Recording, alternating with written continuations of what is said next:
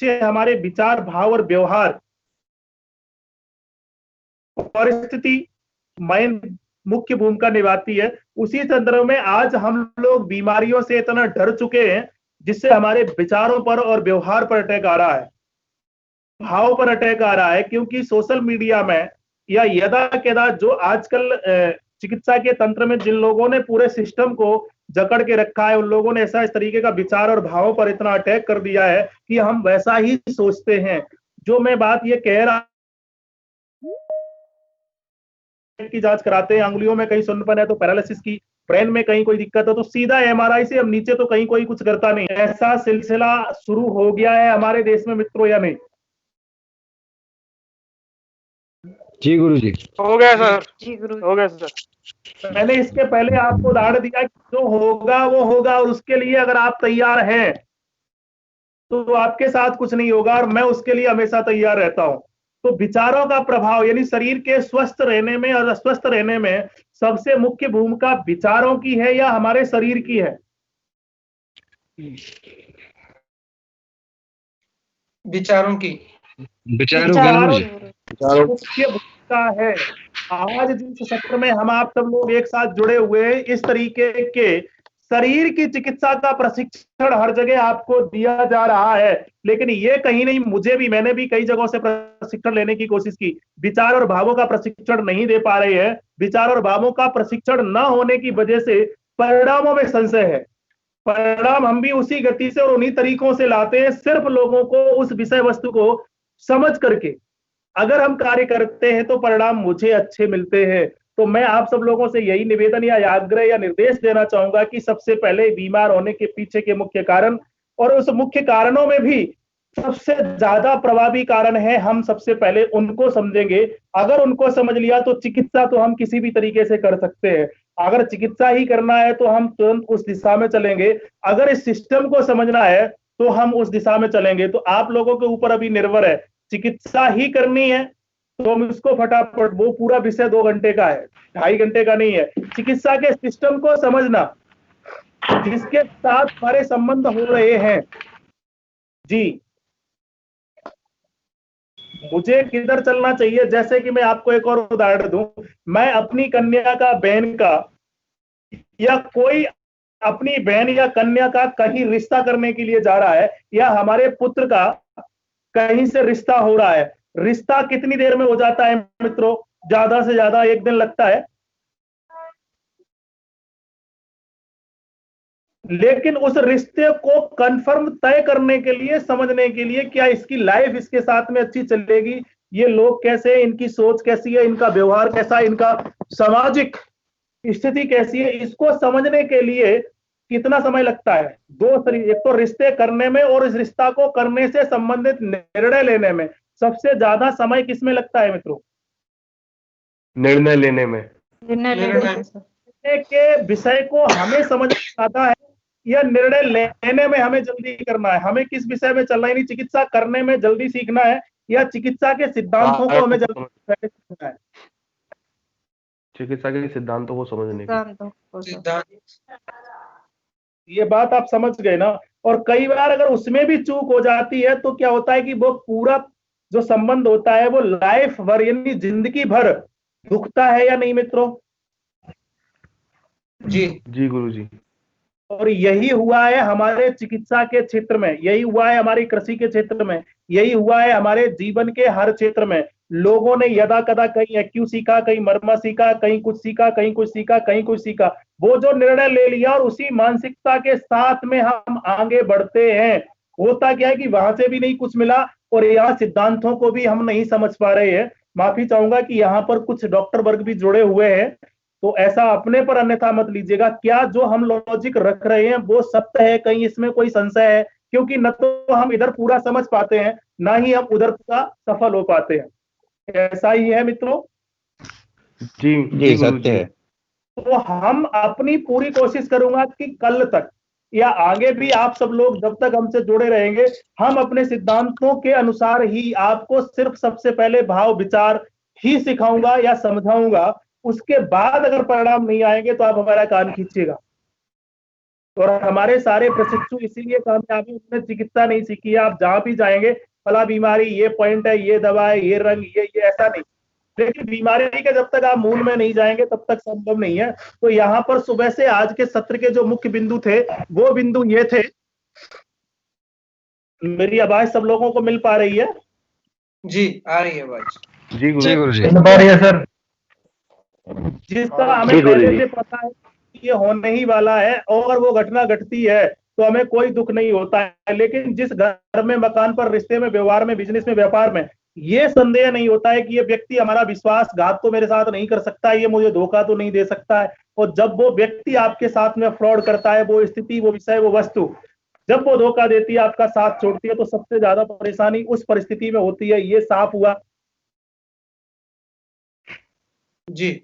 और किसी भी रिश्ते के साथ में, किसी भी व्यक्ति, विषय, वस्तु के साथ में, जैसे आप हमारे साथ चिकित्सा में संबंध स्थापित कर रहे हैं, चाहे भले ही कहीं किसी के घर में अपनी कन्या का रिश्ता कर रहे हैं, यानी जीवन में किसी भी देश काल विषय वस्तु के साथ में आप कहीं भी किसी भी रूप में किसी भी व्यक्ति विशेष से आप अगर कोई भी संबंध स्थापित कर रहे हैं तो उस संबंध को स्थापित करने के पहले उसको जांच लें, परख लें, समझ लें।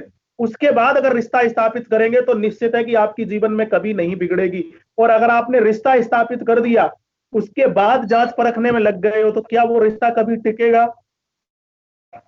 नहीं गुरु। तो यहाँ पर हम जांच परखने की बात होती है। यही चिकित्सा के क्षेत्र में हुआ है। आज लोगों ने स्वदेशी चिकित्सा के नाम पर, माफी चाहूंगा क्योंकि मुझे किसी की बुराई या वो नहीं करनी है, सच्चाई यही है, लोगों को पता लगता है उसने भले ही एमडी किया, एमबीबीएस किया, एमएस किया, बहुत कुछ डिग्रियां ले ली है, लेकिन परिणाम और रिजल्टों की बात करते हैं लोगों के पास नहीं है। वहां पर क्या चूक हुई है? वो रिश्ता तो उन्होंने फटाफट कर लिया लेकिन रिश्ते की जांच पड़ताल नहीं की। क्या मैं सही कह रहा हूं? सही कह रहे हो। बिल्कुल ठीक कह रहे हैं। और हमारा चिकित्सक बंधु, प्रशिक्षु जो भी है, वो 2 या 4 या 6 दिन हमारा प्रशिक्षण लेता है। उसके बाद दुनिया में जो भी चिकित्सा प्रणालियां चल रही हैं, यहाँ पर मैं एक और विषय दे देता हूँ। अभी कुछ मेडिकल एसोसिएशन वालों ने कुछ जवाब सवाल किए, नोटिस वगैरह दिए हैं, मैं समय आने पर उसको भी ओपन करूंगा। तो मेरा तो ये लोग जो करते रहते हैं, मेरा तो वहां पर सीधा सा सवाल किया, भाई 100 मरीज आप दुनिया की हर थेरेपी को दे दो, जितनी भी भारत में चल रही हैं, जो सबसे पहले और सहज और सरलता के साथ में ठीक कर दे, आप उसको मान्यता दे दो। मैं नहीं कहता हूं कि मुझे आप मान्यता दो, लेकिन मेरे प्रशिक्षु परिणाम ला रहे हैं तो ये आपको क्यों नहीं पच रहा है? सच बता रहा हूं, सारे लोग वहां से सवाल जवाब खत्म हो गए हैं। तो कोई और उन्होंने रास्ता अपनाया हुआ है, कोई और आगे रास्ता अपनाएंगे और उस रास्ते में भटकाव में जो परेशानियां हैं लॉजिकली सिस्टम के साथ में, आप लोगों से चाहूंगा कि उस में हमारा सहयोग करें संस्थान में। तो यहाँ पर हम रिश्ता जिससे स्थापित कर रहे हैं सिर्फ उस विषय को समझेंगे। रिश्ता स्थापित करने में तो 1 ही दिन लगेगा, वो कोई बड़ा विषय नहीं है। आगे भी हम टिके रहें, हमारा रिश्ता बिगड़े नहीं, इसके लिए हम भरपूर प्रयास करेंगे मित्रों। तो यहाँ पर पुराना जहां जितना है उसको आप रख दीजिएगा, रिश्ता तो होगा वही। चाहे एक जोगी और झुप्पड़ी वाला भी रिश्ता करेगा, वो भी एक फूल माला से सम्मान करेगा, बड़ी कोठी और करोड़पति का रिश्ता करेगा तो वो भी फूल माला से ही सम्मान करेगा। हो सकता है कि वहां की सजावट में थोड़ा सा फर्क हो जाए। तो हमारी चिकित्सा की तरीके, पद्धतियां वही हो सकते हैं, कुछ भिन्न हो सकते हैं, लेकिन एक नहीं। हमारी कोशिश है कि आप, अगर आपके पास कुछ भी नहीं है, रंग भी नहीं, कलर भी नहीं, सीड्स नहीं, गोली नहीं, टैबलेट कुछ भी नहीं है, तो भी आप सामने वाले रोगी को सिर्फ बातों से और विचारों से और स्थान परिवर्तन करा के ही लाभ दो। और वो भी लाभ ऐसा दो जो उम्मीद भी नहीं कर रहा है, उम्मीद से भी अच्छा परिणाम आप लोग दो। ये कामना और भावना के साथ में आज हम सब लोगों ने इकट्ठे हुए और आगे इसी संदर्भ में हम आगे चर्चा करेंगे। तो यहाँ पर आज के जो मुख्य विषय 3 थे उसको मैं बहुत अच्छे से स्पष्ट कर देता हूं। जीवन में हम जहां रह रहे हैं वहां पर 3 ऋतुएं हैं, सर्दी, गर्मी, बरसात। सर्दी में हम अपने लिए करते हैं या दूसरे के लिए? अपना जवाब दें, मैं आगे बढ़ता चला जाता हूँ। सर्दी में हम अपने लिए सर, अपने लिए। गर्मी में हम किसके लिए करते हैं? दूसरों के लिए। दूसरों के लिए करते हैं, वो किसके लिए? मैंने जिसे जो कहना है वो कह दे, निसंकोच कहे। सर्दी का तो आपको मैंने सुबह पूरा लॉजिक बता दिया, गर्मी का भी मैंने बता दिया। अब सर्दी बरसात का रह गया है। यानी पूरे वर्ष को हमने कितने भागों में बांटा है? तीन हमने भागों नहीं, में हमारे सर। शास्त्रों में बांटा है 3 भागों में। तो हमें अपने जीवन को भी तो 3 भागों में बांट देना चाहिए, हमारी दिनचर्या को भी 3 भागों में बांट देना चाहिए, हमारे सामने जो भी चीजें हैं उनको हमें 3 भागों में बांट देना चाहिए। बारिश के दिनों में शायद आपको याद हो चतुर्मास व्रत। चतुर्मास में क्या किया जाता है मित्रों? भाई वो साधु हो, संत हो, गृहस्थी हो, कोई भी हो, वो क्या करता है? बारिश का जो ऋतु है वो हमें क्या इशारा देती है? बारिश की ऋतु क्या कहीं घूमने फिरने के लिए निर्देश देती है? नहीं सर, व्रत के लिए कहती है। नहीं, उपवास के लिए। नहीं सर। जो हमने सर्दी में अपने लिए किया, गर्मी में जो हमने दूसरे के लिए किया, उन दोनों परिस्थितियों में जो हमारा शारीरिक और मानसिक नुकसान हुआ है विचारों का, शरीर को तो आप रबड़ी खा के पुष्ट कर सकते हो, क्या विचारों को रबड़ी खिला के पुष्ट कर सकते हो? रबड़ी नहीं सर। विचारों की भी खुराक होगी।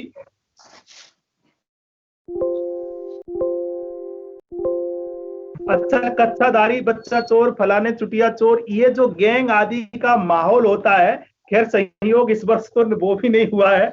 मेरे जीवन में पहली बार ऐसा हुआ कि इस वर्ष बारिश के दिनों में कोई गैंग का प्रकोप नहीं हुआ है। बाकी आप सब लोग जितने भी यहाँ सत्र में जुड़े हुए हैं, सब लोग अपने देखिएगा जीवन के शुरुआत से, आपने जब से याद अपनी संभाली है, समझ अपने, हर वर्ष बारिश के दिनों में ही कच्चाधारी बच्चाधारी चुटिया चोर, मतलब कुछ ना कुछ आता है या नहीं मित्रों?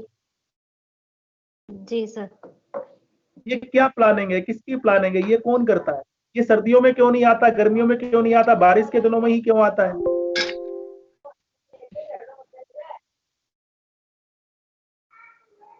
तो बारिश का जो समय है भाई, ये तो कंफर्म हो गया कि सर्दी अपने लिए और गर्मी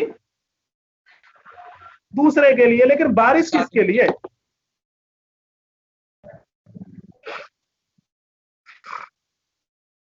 कोई साथी मित्र इस पर थोड़ा विचारों को सर शुद्ध करने के लिए।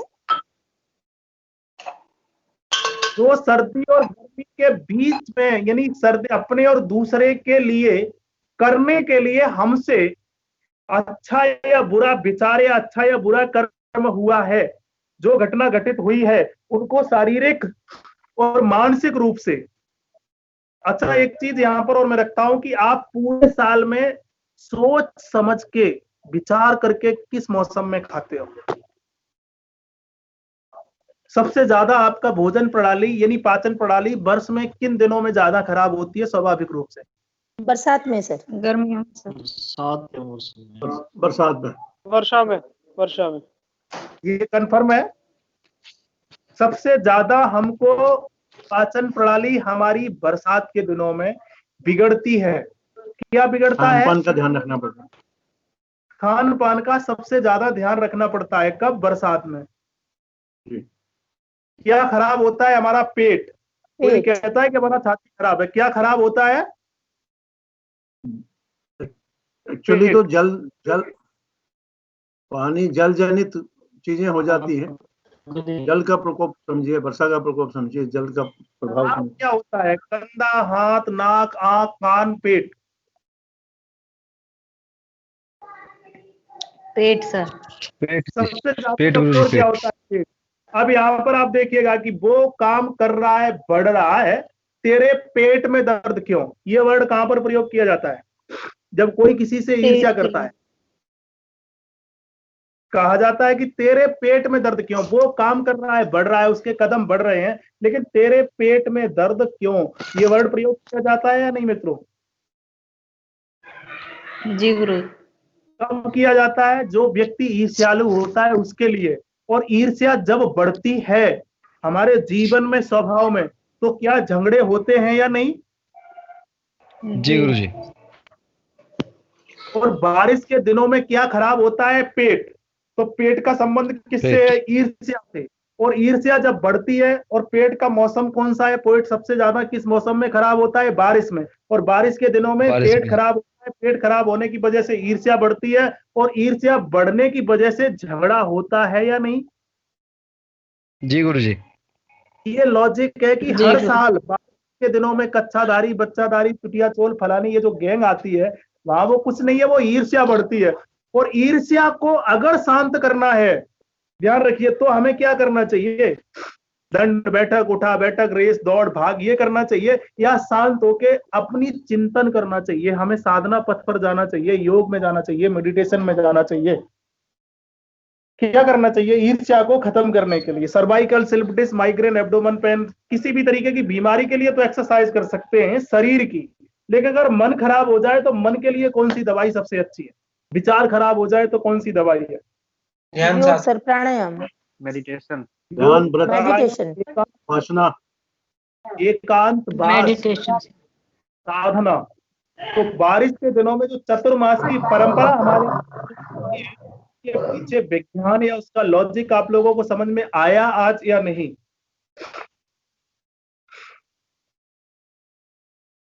गुरुजी।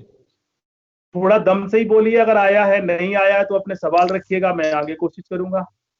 दीपावली, सर, बारिश। जी आया। सर इसका मतलब जो लोग ईर्ष्या करते हैं उनका पेट खराब रहता है? स्वाभाविक, कंफर्म। अब ऐसा नहीं है कि सब जिनका पेट खराब है वो ईर्ष्यालु हैं, ये सब पर लागू मत करिएगा, आगे आप जब पढ़ेंगे तो पता रखेगा। कई बार ऐसे वर्ड भी होते हैं, लेकिन अधिकांशतः पेट जिनका खराब है। अब पेट खराब होने का मतलब ये नहीं है कि उनको भूख नहीं लग रही है, पेट खराब होने का मतलब ये नहीं है उनको पेट में दर्द है, पेट खराब होने का मतलब ये नहीं है कि उनको पेट दस्त लग रहे हैं। समझ रहे ना? पेट खराब होने का मतलब कुछ और है, आप शाम तक समझ जाएंगे। तो आप पेट यानी पृथ्वी, जल, बारिश के मौसम का महत्व समझ में आया आपको? उसका लॉजिक या कारण समझ में आया? जी समझ में आया। दो चीजें भी गुरुजी एक बार रिपीट करेंगे गुरुजी? जी, एक बार ये बारिश वाला थोड़ा रिपीट करेंगे जरा? जो साथी मित्र नए हैं उनमें से अगर कोई समझ गया है तो एक बार वो रिपीट करे, मुझे भी खुशी होगी कि हमारे शब्दों को किसी ने समझाए। आगे मैं फिर इसको रिपीट करता हूं। बताइए, कोई भाई आगे आए।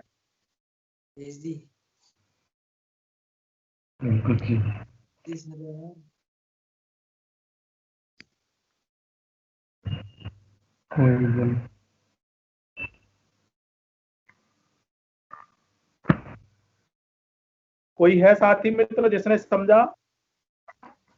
जी सर, कुछ समझ में। हाँ बहन जी, आप बताइए, इनका जवाब आप दीजिएगा, एक बार आप उसको रिपीट करिए बहन।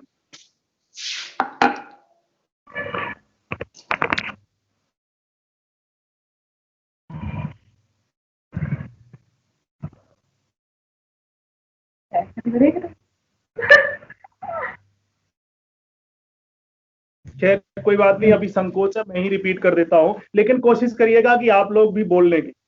संकोच नहीं, निसंकोच करिए। यहाँ कोई किसी को नहीं देख रहा है, फोन किस पर क्या है पता नहीं, लेकिन आप बोलिएगा, ठीक है? आगे यानी सर्दी का मौसम स्वयं को मजबूत करने के लिए है, स्वयं को संभालने के लिए है। गर्मी का मौसम दूसरे को या अपने आसपास के विषय वस्तुओं को संभालने के लिए है। और बारिश का जो मौसम है वो सर्दी और गर्मी यानी स्वयं और दूसरे को संभालने की वजह से जो हमारा शारीरिक और मानसिक नुकसान हुआ है उसको पुष्ट करने के लिए है। यानी शांतचित एक जगह बैठे, शरीर से भी बहुत ज्यादा क्रियाएं ना करें और मन से हम साधना पथ पे जाएं।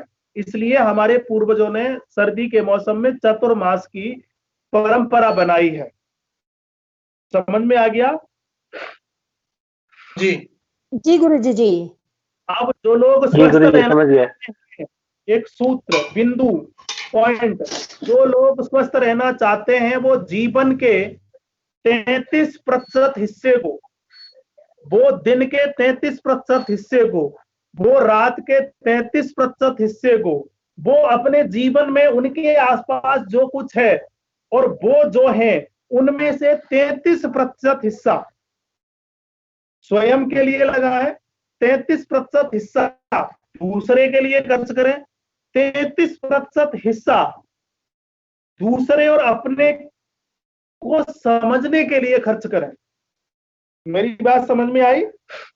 दिन का और उम्र का और हर मौसम का अगर ये आप समझ गए तो मैं निश्चित करता हूं अगर पहाड़ भी टूट जाएगा तो भी आपको शारीरिक या मानसिक उतना आघात नहीं करेगा। जो लोग अपने जीवन का 33% हिस्सा इन 3 जगहों पर बांट देंगे, कि या बांटना चाहिए या नहीं, इन 3 जगहों पर 33% हिस्सा बांटने के लिए ही हमारे पूर्वजों ने 30 तो रिबन के वैज्ञानिक आधार यही है, वैज्ञानिक लॉजिक यही है। दीपावली का रहस्य आप लोग समझ गए, चतुर्मास का रहस्य आप लोग समझ गए, होली का आप लोग व्यंजन नमकीन क्यों है? होली कब शुरू होती है? गर्मी का मौसम आने से पहले या बाद में? पहले पहले गुरुजी। सबसे ज्यादा क्या किसकी जरूरत होती है? नमक की। पानी की। अच्छा, और पानी की। को कौन पैदा कर सकता है? नमक जी। पृथ्वी मंडल पर यानी वायुमंडल में, पृथ्वी मंडल पर पानी अधिक हिस्से में है या पृथ्वी अधिक हिस्से में है? और पानी का स्वभाव क्या है? नमकीन खाना। तो नमकीन हम अगर खाएंगे अपने भोजन में तो हमारे शरीर में किसकी मात्रा बढ़ेगी? पानी की। बारिश के दिनों में, गर्मी के दिनों में हमें क्या चाहिए? पानी चाहिए जी। इसलिए दीपावली बनाई, और दीपावली उस दिन से आगे मीठा तो आप ना खाएं। या ना खाएं? मीठा तो नहीं खाएं, नमकीन जितना आप खा सकते उतना। तो कम से कम नमकीन, ज्यादा से ज्यादा नमकीन खाएं, कम से कम मीठा खाएं। दीपावली के बाद आगे की जो दिनचर्या उसमें कम से कम नमकीन खाएं, ज्यादा से ज्यादा क्या खाना चाहिए? मीठा। और दीपावली का मीठा महीनों चलता है। हमने तो अपने जीवन में बाल्यकाल में देखा है कि 2-2 महीने तक हमारे घर में मीठा दीपावली का खत्म नहीं होता था। ऐसा आप लोगों ने कब महसूस किया अपने बाल्यकाल में? नहीं, पैर में दर्द है जी, महसूस किया। क्या खाए? तो दिनचर्या क्या है, ऋतुचर्या क्या है? और हमें अपने जीवन के 3 हिस्से कर देना चाहिए। 3 हिस्से करना, ऋतुचर्या, दिनचर्या, दीपावली, होली। यही लॉजिक आपके रक्षाबंधन का है। रक्षाबंधन का मुख्य भोजन क्या है? मीठा है सर। जमे। मुख्य पदार्थ क्या है? जवा। जमे। ठीक है। और अगर किसी गैस, एसिड, एसिडिटी या पाचन प्रणाली बारिश में खराब होती है ना, उस पाचन प्रणाली को ठीक रखने के लिए रक्षाबंधन का त्योहार किया गया है और उसमें जवा खाए जाते हैं। और जिनको भी पाचन प्रणाली में संबंधित समस्या है उनको जवा का सेवन करना चाहिए। मैं कराता हूं, लोगों को ठीक करता हूं। जिनका भी पेट खराब है या पाचन प्रणाली से संबंधित समस्याएं हैं उनको रक्षाबंधन की मल्हार ये गीत सुनना चाहिए। जरूरी नहीं है कि कहीं उसको कलर, रंग ये इत्यादि लगाए। मल्हार समझते हैं आप लोग? जी सर। जी गुरु जी। क्या होता है सर मल्हार? सावन के गीत। नहीं सर। अच्छा। सावन के गीत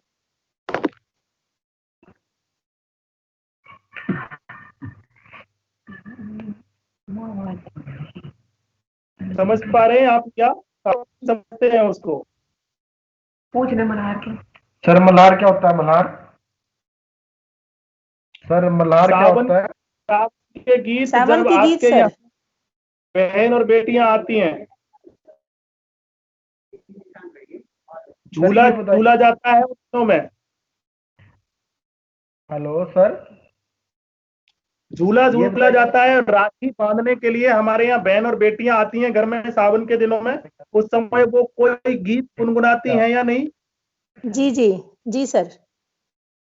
वो गीत को ही मल्हार कहते हैं। उस तर्ज को, संगीत को, और उस गीत और संगीत की जो ध्वनि होती है वो एक होती है, एक सी ही होती है। तो जो लोग बारिश के दिनों में पैदा हुए या बारिश के दिनों में बीमार हैं या बारिश के पाचन प्रणाली उनकी खराब है, उन लोगों को अगर संगीत चिकित्सा से ठीक होना है तो सावन की मल्हार सुने। कंफर्म है, ये 100% काम करता ही है। मल्हार शब्द अभी आप लोग नहीं समझ पाए या सावन के गीत नहीं समझ पाए क्या? समझ गए। समझ गए सर। समझ गए। जो लोग नहीं पाए हैं कुछ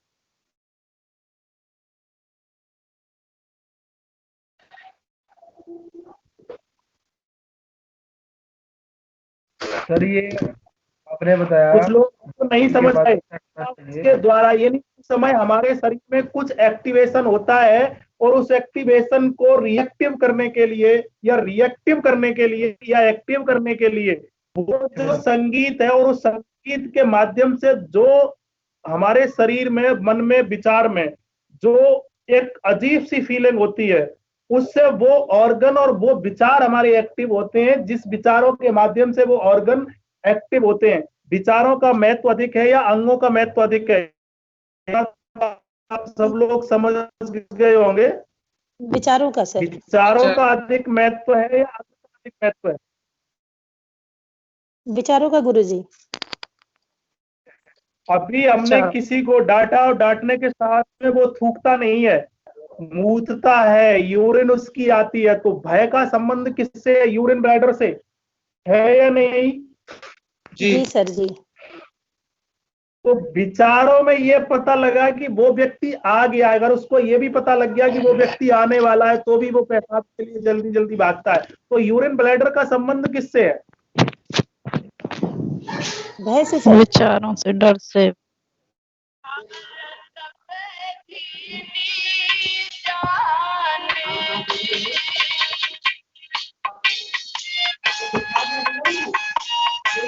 ये शायद मलार की ही तर्ज है, आवाज शायद थोड़ी सी आप लोगों को सुन पा रही होगी।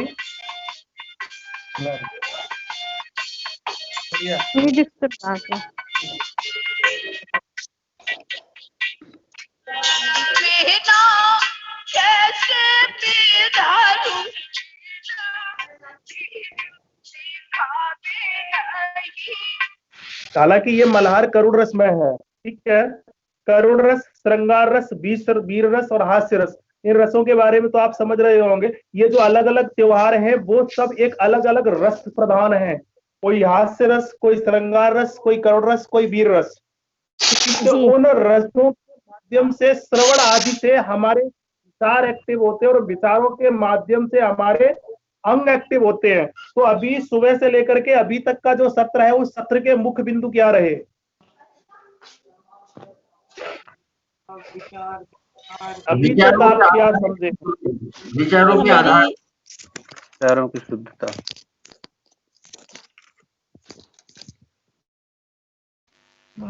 आप लोग निसंकोच बोलिएगा, सुबह से मैं ही बोल रहा हूं, ये ध्यान रखिएगा। अब आप लोगों का नंबर है। आज जितना आपको बताया गया है ये जब तक कंप्लीट नहीं होगा अब मैं आगे नहीं बढ़ूंगा।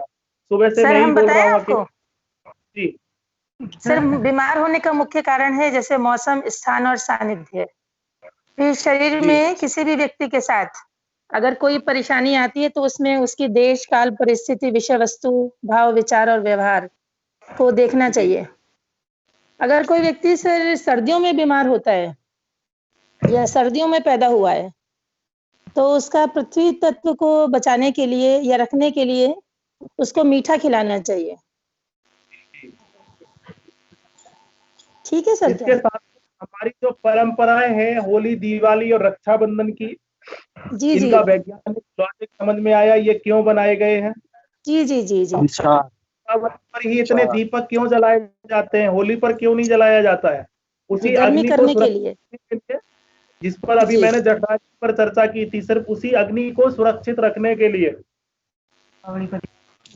ये दीपक सर आवाज स्लिप हो रही है।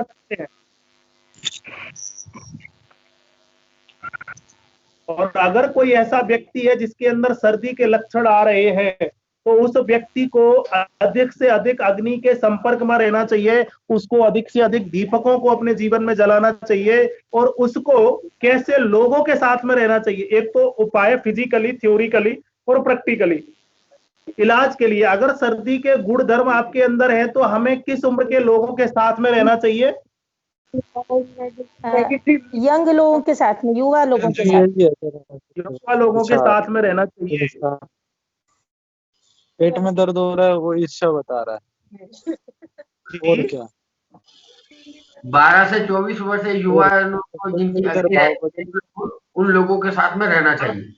प्रज्वलित करके रखना है, ध्यान रखिएगा। अग्नि को जलाए रखना है, अग्नि को बचाने के लिए जल को रोक के रखना है। अग्नि को जलाए रखना है और जल को बचाए रखना है। थोड़ा सा शब्द की शैली को समझने में संभवतः फेरबदल हो सकता है। अभी जो बिंदु थे, आप लोग थोड़ा सा शांति से रहेंगे, थोड़ा सा इस पूरे विषय पर पुनः अपने दिल और दिमाग में चिंतन करेंगे तो पूरा विषय निकल करके आ जाएगा। और यही मैं चाहूंगा कि उस पूरे विषय को आप कागज पर लिखेंगे, कितने कौन कौन से बिंदुओं पर होली का, दीपावली का या रक्षाबंधन का क्या क्या महत्व है। और हमें सर्दी में अगर हम बीमार हुए तो हमें चिकित्सा छोड़िएगा, आप हमें कैसे लोगों के साथ में रहना है और कैसे लोगों को साथ में रखना है। दो विषय है, हमें रहना है और हमें रखना है। ठीक है, गर्मी, सर्दी, बरसात, तीनों ही चीजें मैंने बहुत स्पष्टीकरण से बताने की कोशिश की है। ये जैसे ही आपका कंप्लीट होगा, अब चिकित्सा यानी हम बीमार ही ना हो, ये उसके लिए पद्धति है। बीमार हो गए हैं तो सबसे ज्यादा वो आपकी मदद करेगी। फिर भी अगर उससे काम नहीं हो रहा है तो उस त्योहार के संगीत को आप सुनेंगे, उस त्योहार के पहनावे को आप फॉलो करेंगे, उस समय के जो व्यवस्थाएं हैं, जो खान पान है, आप उनको करेंगे। और यही अगर चूक हो गई कि दीपावली पर आपने नमकीन खाया और होली पर मीठा खाया, तो आप समझ लीजिएगा कि आपका पूरा वर्ष ही बीमारी में ही चला जाएगा, ये कन्फर्म है।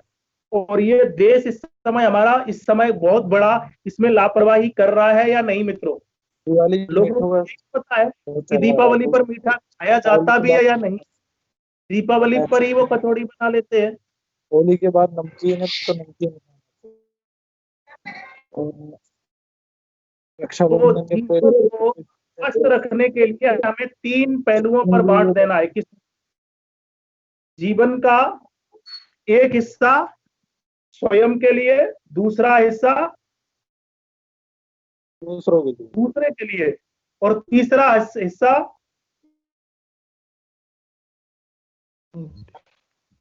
आत्मचिंतन के लिए, अपनी गलतियों को सही करने के लिए। ठीक है, ये बिंदु आप लोगों को सबको रिपीट करके लिख करके कागज पर कल सुबह से पहले भेजना है। कौन कितना स्पष्ट से भेज पा रहा है, संस्थान भी उसी का सहयोग अधिक करेगा, ये ध्यान रखिएगा आगे से, क्योंकि मैं मानूंगा कि आप लोग यही थे। इसमें संबंधित जो चर्चा आज की हुई है उससे संबंधित अभी इलाज नहीं पूछेंगे, जो हुआ है अभी इलाज के मैंने 3 तरीके आप लोगों को बता दिए। सर्दी अगर आपको प्रभावित है, सर्दी के दिनों में अगर आप बीमार हैं, और ये भी ध्यान रखिएगा सब कुछ बताएंगे, लेकिन जिसके साथ संबंध हमारा हो रहा है पहले हमें उसकी पूरी जांच पड़ताल कर लेनी चाहिए या नहीं? कर लेनी चाहिए ना? जी गुरुजी। की जांच पड़ताल अभी चल रही है, तो आप लोग कुछ मदद करिए, कुछ हम करेंगे, एक हाथ से ताली तो नहीं बजती है। तो सर्दी के दिनों में अगर आप बीमार होते हैं, कोई बीमार होता है और सर्दी के कारण बीमार होता है, तो ये कंफर्म है कि उसका जन्म सर्दी में हुआ। तो उस व्यक्ति को करना क्या है कि अपने आसपास तो गर्म माहौल को रखना है, अपने आसपास गर्म माहौल को रखना है, पानी को बचा के रखना है, तो पृथ्वी को यानी मीठा खाना है। तो 20 से 22 से 24 साल के लोगों को अपने पास रखना है, ध्यान रखिएगा। ये समझ नहीं आया 40 से 50 साल के लोगों सर, को, दोबारा रिपीट करो, आवाज नहीं आ रही। अगर आपको सर्दी के वजह से और सर्दी के दिनों में आपको कोई समस्या हो रही है, तो 20 से 22 साल के लोगों को, 15, 18, 20 साल के लोगों को, व्यक्तियों के को सानिध्य में रखना है, और 35 से 45 या 50 साल के लोगों के सानिध्य में रहना है। 2 चीजें हो गई, सानिध्य में रखना है और सानिध्य में रहना है। ये समझ में आया आप लोगों को? जी जी हाँ जी, हाँ जी आ गई। अभी नहीं आया, फिर समझिएगा। अगर आपको सर्दी के दिनों में आपको कोई समस्या है, समस्या किसी भी तरीके की क्यों ना हो, तो आपको अग्नि तत्व यानी जिनके अंदर अग्नि है, चाहे वो उम्र से संबंधित नहीं, जो स्वभाव में भी अग्नि के रूप है, ऐसे लोगों को सानिध्य में रखना है। और जो लोग सोच समझ के खाते हैं, खाने में बहुत ज्यादा विचार करते हैं, उनकी उम्र कुछ भी हो, ऐसे लोगों के सानिध्य में रहना है। लिख लीजिएगा, वैसे हम आपको लिखित में भी दे देंगे, क्योंकि ये वर्ड सानिध्य में रहना और रखना थोड़ा सा अटपटा है, लेकिन मैंने 4 बार समझाने की कोशिश की, आप लोग समझ गए होंगे। अगर आपको ऐसी बीमारी है तो ऐसा व्यक्ति आप चुनिए कि भाई ये व्यक्ति बहुत सोच समझ के खाता है। इतना तो लगभग आप लोग पहचान लोगे। आपके घर में 4 सदस्य हैं, उन 4 सदस्यों में कोई ना कोई ऐसा होगा जो खाने पीने में बहुत ज्यादा सचेत रहता होगा। हर घर में होगा कोई ना कोई, है या नहीं मित्रों? क्या खाना है, क्या नहीं खाना है, कैसे खाना है, ये सबके घर में है या नहीं मित्रों? हाँ ना बोलिए, हम आगे बढ़ते रहेंगे, नहीं तो यहीं रहेंगे। जी गुरुजी, जी गुरुजी।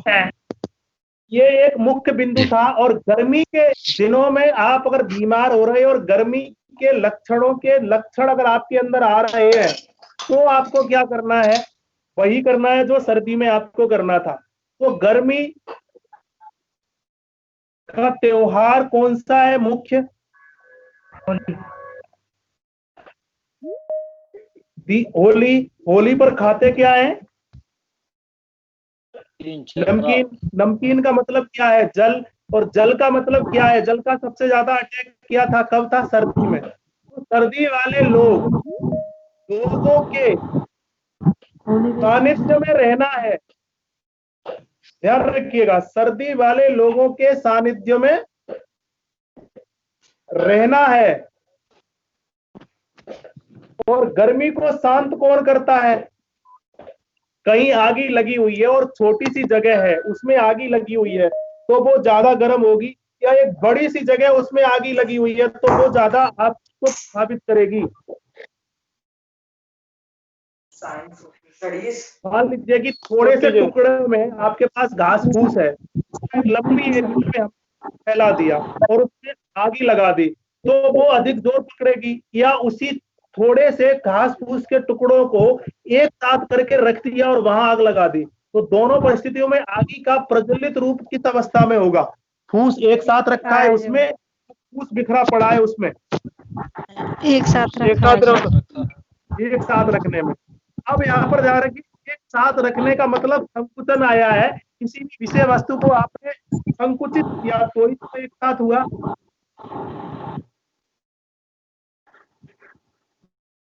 तो अग्नि तत्व के मौसम में, यानी अग्नि के मौसम में, यानी गर्मी के मौसम में अगर आप बीमार हैं, तो हमें क्या करना है? जो लोग संकुचित हैं, संकुचित होने का मतलब क्या हो गया? जल। और जल का अवस्था कौन सी थी? 60+। अभी आप लोगों ने ही बताया था। तो 60+ में हमारे पूरे शरीर में संकुचन आ जाता है या नहीं? बुद्धि में संकुचन आता है, यानी छोटे छोटे बिंदुओं पर विशेष चिंतन करते हैं हम। तो ऐसे लोगों के सानिध्य में, या ऐसे लोगों का सानिध्य हमें लेना है, सानिध्य में रहना है। कैसे लोगों के सानिध्य में रहना है? जो संकुचित है और निर्णय लेने में छोटे छोटे बिंदुओं पर भी विचार करते हैं, ऐसे लोगों के सानिध्य में रहना है। और ऐसे लोगों को सानिध्य में रखना है। कैसे लोगों को सानिध्य में रखना है? जिनका कार्य क्षेत्र या सोच ऊंची है। कैसी है? बड़ी है। सोच कैसी है? बड़ी है। बड़ी का मतलब, बेटा मैंने बहुत जीवन में धैर्य से काम लिया है, इसलिए आज मैं यहाँ पर बैठा हूं। तू बहुत ज्यादा जल्दबाजी मत कर, गुस्सा मत किया कर, जीवन के काम धैर्य से किया कर। ऐसा कोई कहता है आपसे कभी कभी? या आपसे कभी कहा है आपकी जवानी में मित्रों? आपको किसी ने समझाया है ऐसा कि धैर्य से काम लिया करो, जल्दबाजी में कुछ मत किया करो? हमने अपने जीवन में बहुत कुछ सहन किया है, तब जाकर के इस जगह पर मैं बैठा हूं। ऐसा कुछ उपदेश देने वाले मिलते हैं हर व्यक्ति के जीवन में या नहीं? जी जी जी। तो ऐसे लोगों के सानिध्य में ऐसे लोगों को सानिध्य में रखना है। गर्मी का इलाज आप समझ गए, सर्दी का इलाज आप समझ गए या नहीं? समझ गए गुरुजी। जी जी गुरुजी। जी गुरुजी। तो हमें भी कुछ सांस मिलेगा। हमें कहीं कोई संशय हो, अब बारिश का रह गया है इलाज, ये इसका हल इसी सूत्र पर आप लोगों को देना है। मैं कल इसका पूछूंगा। अभी पीछे की जो भी चर्चा है, गौरव भाई क्या फ्री है आप? जी गुरुजी मैं अवेलेबल हूँ। ठीक है, एक बार इनके भरपूर सवाल ले लो, लेकिन निवेदन मेरा यही है कि जितना अभी तक किया है उसी पर। जी ठीक है, जितने भी सवाल है, जितने भी संशय, एक बार सब रखिएगा।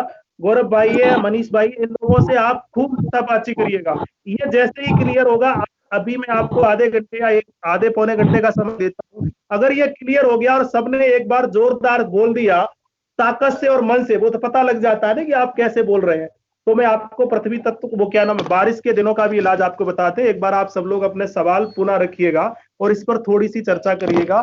कुछ रोगी जन है, मैं उनको देख करके तुरंत आप लोगों के बीच में उपस्थित होता हूँ। ठीक है गौरव भाई, सवाल लीजिएगा। जी गुरुजी। जी अच्छा, सवाल से पहले अगर कोई भी साथी मित्र ने जो भी सेशन अभी अटेंड किया है, क्योंकि मैं बस अभी 10 मिनट 15 मिनट पहले दोबारा आया हूँ, तो रिपीट करेंगे गुरुजी ने क्या क्या बताया है।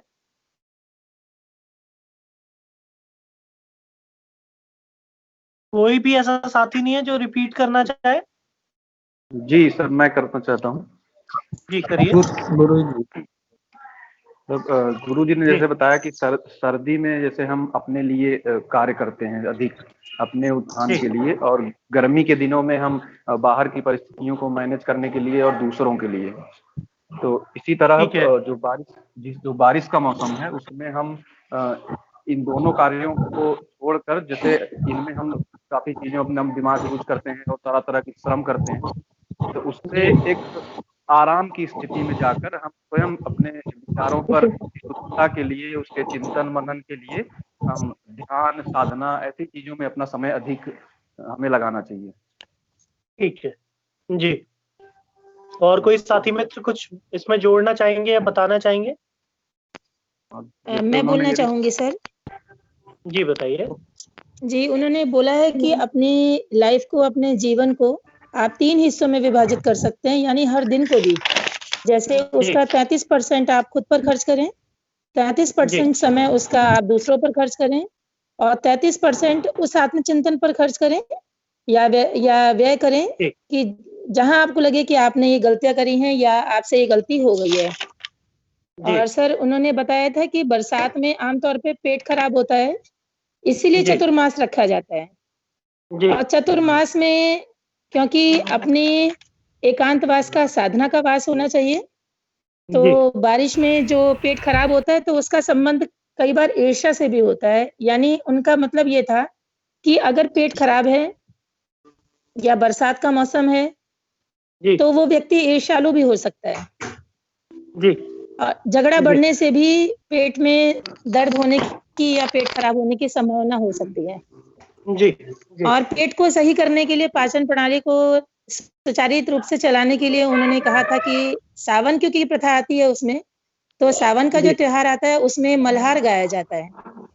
तो इस तरह के अगर कोई तकलीफ है तो उसमें मल्हार गीत सुनने से फायदा होता है, और जवे खाने से पाचन प्रणाली मजबूत बनती है। जी।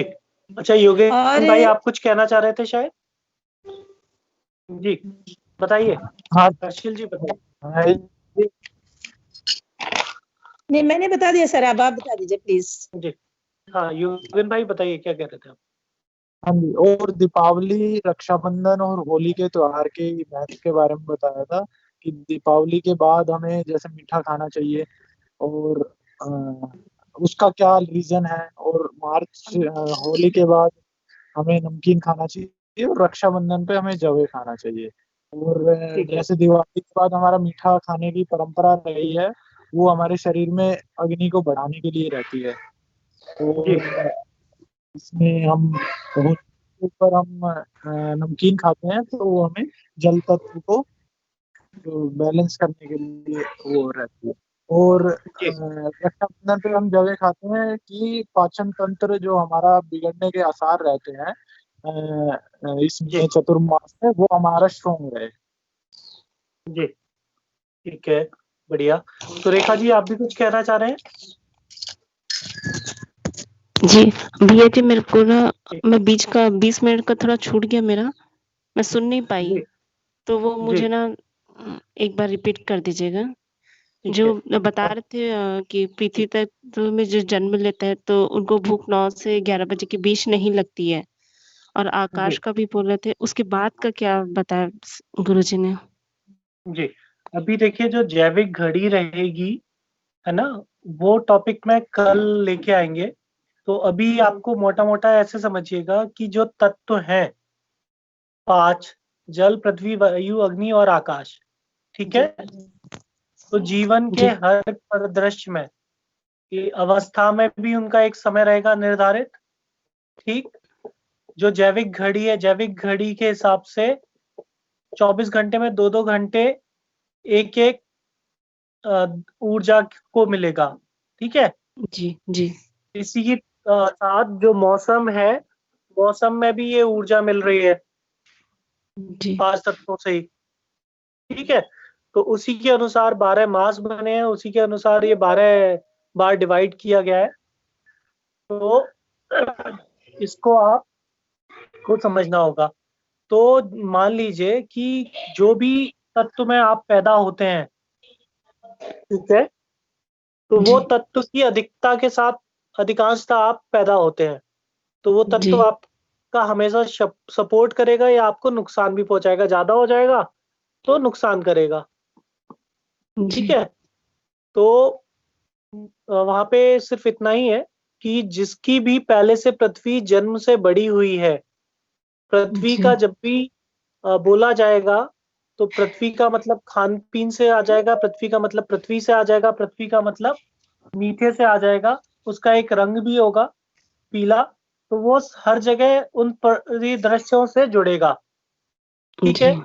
तो जब अगर आपके पास पृथ्वी ज्यादा होगी तो पृथ्वी के समय में आपको उसकी आवश्यकता नहीं पड़ेगी, वो मौसम में भी होगा, वो जैविक घड़ी के अनुसार समय में भी होगा, ठीक है। अच्छा, अब किसी और साथी मित्र का कोई प्रश्न?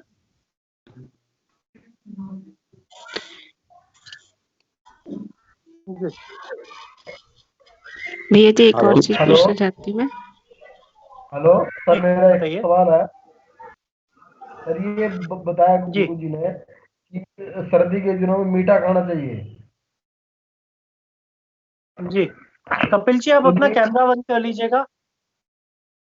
हाँ जी, क्योंकि आपका, कपिल जी को बोल रहा हूँ, कपिल जी आप अपना कैमरा बंद कर लीजिएगा। अगर आप प्रश्न कर रहे हैं तो फिर अनम्यूट कीजिएगा। जी बताइए, प्रश्न कीजिए सर। तो मैं ये कह रहा था सर, जैसे गुरु जी ने बताया, अंकुश जी बताइए। जो सर्दी के मौसम में मीठा खाना चाहिए।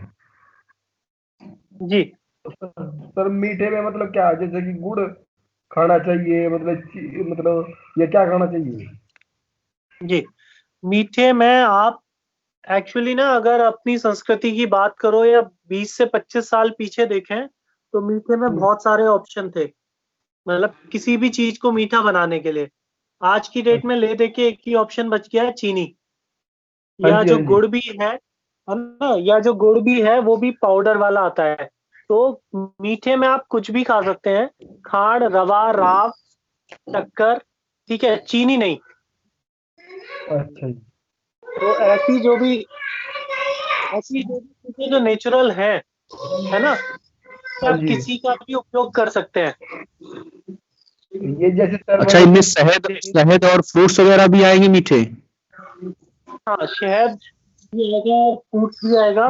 उसके अतिरिक्त जो है आप मीठे में और भी चीजें जैसे आ जाएंगी। देशी गाय का जो दूध से बने पकवान है वो भी ले लेंगे मीठे में, ठीक है। बेसन वगैरह से जो पकवान बन रहे हैं वो भी मीठे में आएंगे। और जिन की टेस्ट में मीठी प्रवृत्ति है फल में या सब्जी में, वो भी मीठे में आएगा। तो सर जो आजकल जो मिठाइयाँ आ रही है बाजार में, वो तो सब चीनी से बनती है। जी सर, वो चीनी से भी बन रही है, और दूसरा ये देखिए कि दूध अगर शुद्ध नहीं है तो बाजार में मावा, घी या जो भी चीजें यूज हो रही हैं, प्रोसेस हो रही हैं, वो कैसे शुद्ध आएंगी? मतलब जो बाजार का जो मिठाई है या बाजार से मीठा ले रहे हैं, वो खाना ठीक नहीं है। जी, आप खुद से थोड़ा सा श्रम कीजिए। पहले जितने भी त्योहार होते थे वो छोटा सा एक वैकेशन कह लीजिए, या अपनी एनर्जी को रिस्टोर करने का एक जरिया मान लीजिए। 15-15 दिन पहले से तैयारियां होती थी। किसी के घर से बच्चे की आवाज आ रही है, प्लीज अनम्यूट कर लीजिए, म्यूट कर लीजिए। तो पहले ना 15 दिन से पहले तैयारियां शुरू हो जाती थी, पकवानों की या साफ सफाई की, सजावट की, और रंगोलियां बनती थी। तो रंगों से अपने को आप एनर्जाइज कर रहे थे छोटी छोटी खुशियों से। वो अभी टाइम की, आज के टाइम में बहुत दिक्कत होती जा रही है। त्योहार वाले दिन भी नहीं मालूम पड़ता कि आज त्योहार था, कई बार तो, है ना। तो उन चीजों के लिए जो गुरुजी ने बोला कि 33-33% आप बांटिए चीजों को, एक हिस्सा सामाजिक कल्याण के लिए रखिए, एक अपने लिए रखिए, अपने से मतलब अपने और अपने परिवार के लिए, और एक हिस्सा आत्मचिंतन या आत्म विश्लेषण के लिए रखिए। तो ये जो समय था, ये पहले लोगों के पास बहुत था। उन्हें कुछ स्पेसिफिक और स्पेशल नहीं करना पड़ता था। हर महीने आने वाले त्योहारों में, 30 त्योहारों में, या जो सामाजिक संरचनाएं थी, तो उसके जरिए उनके वो सारे कार्य खुद से हो जाते थे और लोगों को मालूम भी नहीं पड़ता था।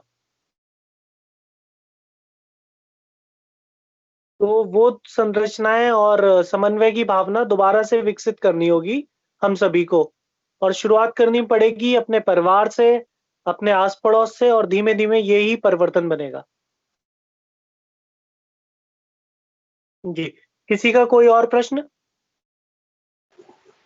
हाँ जी सर, ये जो जवई है, जवई क्या है सर? जवे आपने देखा होगा, सावन के टाइम पे मैदा से माता बहनें कुछ हाथ में लेके तोड़ती हैं। आपके यहाँ शायद कुछ और बोलते होंगे। आप किस जगह से हैं? हाँ, कच्छ, गुजरात। गुजरात। तो आपके यहाँ शायद सिमई बोलते होंगे। सेवई, सेवई एकदम पतला पतला आता है वो, जी आगे जी जी जी। हाँ हाँ बराबर। जी, आप वो देखेंगे जो सेवई है या जवा जो भी बोल लीजिए, वो हाँ, पूरे वो साल में हाँ हाँ, स्पेसिफिक रक्षाबंधन के आसपास घरों में बनाई जाती है। वो एकदम मीठी रहती है ना, खाने के बाद में हाँ मीठा रहता है। जी, मीठी बनाई जाती है। कुछ लोग उसे नमकीन भी बनाते हैं, पर हाँ मुख्यतः वो त्योहार में जो उपयोग होती है वो मीठी उपयोग होती है। हाँ बराबर, ठीक है, ठीक। जी धन्यवाद। जी। धर्मेश भाई, आपका भी कुछ प्रश्न था क्या? हाँ गुरुजी, भैया अब एक्चुअली में क्या हो गया, अभी अपने यहाँ पर कोई भी वार हो, कोई भी त्योहार हो, हर चीज के अंदर में मॉडर्न म्यूजिक ला के पिछले कई वर्षों के अंदर में इतना सत्यानाश हो गया है कि हकीकत में जैसे गुरुजी बता रहे थे कि मल्हार के गीत, किसी मोस्टली लोगों को पता ही नहीं कि मल्हार होता क्या है। नहीं, बिल्कुल है। अब आप ऐसे देख लीजिए कि जो धार्मिक अनुष्ठान होते हैं ना, जैसे जागरण कह लीजिए, देवी जागरण जी, है ना, तो देवी जागरण में ईश्वर की स्तुति के ऐसे गाने होने चाहिए, लेकिन आजकल वहां पर पूरे पूरे बॉलीवुड तर्ज पे उल्टे सीधे गाने चल रहे होते हैं, जिन्हें कई बार आप सुनने में भी शर्म महसूस करते हैं। जी भैया। तो विकृत हम लोगों ने की है। मान लीजिए हम में से अगर कोई भी व्यक्ति अपने घर में नवरात्रि का जागरण करा रहा है, तो सिंगर को पैसे दे रहे हैं, आप उनको बोलिए कि भैया आपको बॉलीवुड गाने नहीं चाहिए, आपको प्योर इस टाइप के ही गाने चाहिए, तो वो गाएगा। सही है जी। अभी जैसे यहाँ पर हम लोग के यहाँ नवरात्रि का भी पर्व हुआ जी। इसके अंदर में अभी जो माता जी की जो यहाँ पर एक स्तुति गाई जाती है, एक आरती गाई जाती है, उसको इतने ज्यादा म्यूजिक के साथ में प्रेजेंट करते हैं उसको सुनने में किसी भी प्रकार का आनंद नहीं आता है और मजा भी नहीं आता है। और यही जो माता जी की जो आरती है, ये लगभग आज से 50 साल पहले एक ऐसे ग्रामोफोन रिकॉर्ड कंपनी के द्वारा रिकॉर्डिंग की हुई है। उसको सुनने से जमीन और आसमान का डिफरेंस फील होता है। जी नहीं, बिल्कुल है जी जी। और उसी का एक उदाहरण भी है, रामानंद सागर जी वाली। अभी सभी ने लॉकडाउन के टाइम पे रामायण देखी होगी, और उसके जी। बाद में बहुत सारी भगवान राम के ऊपर बहुत सारे सीरियल आए, उनको देखिएगा।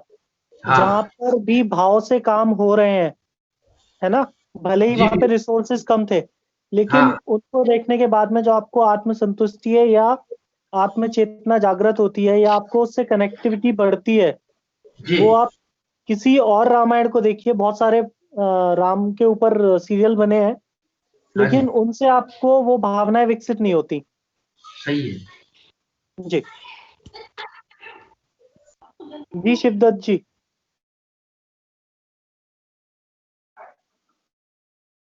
हेलो।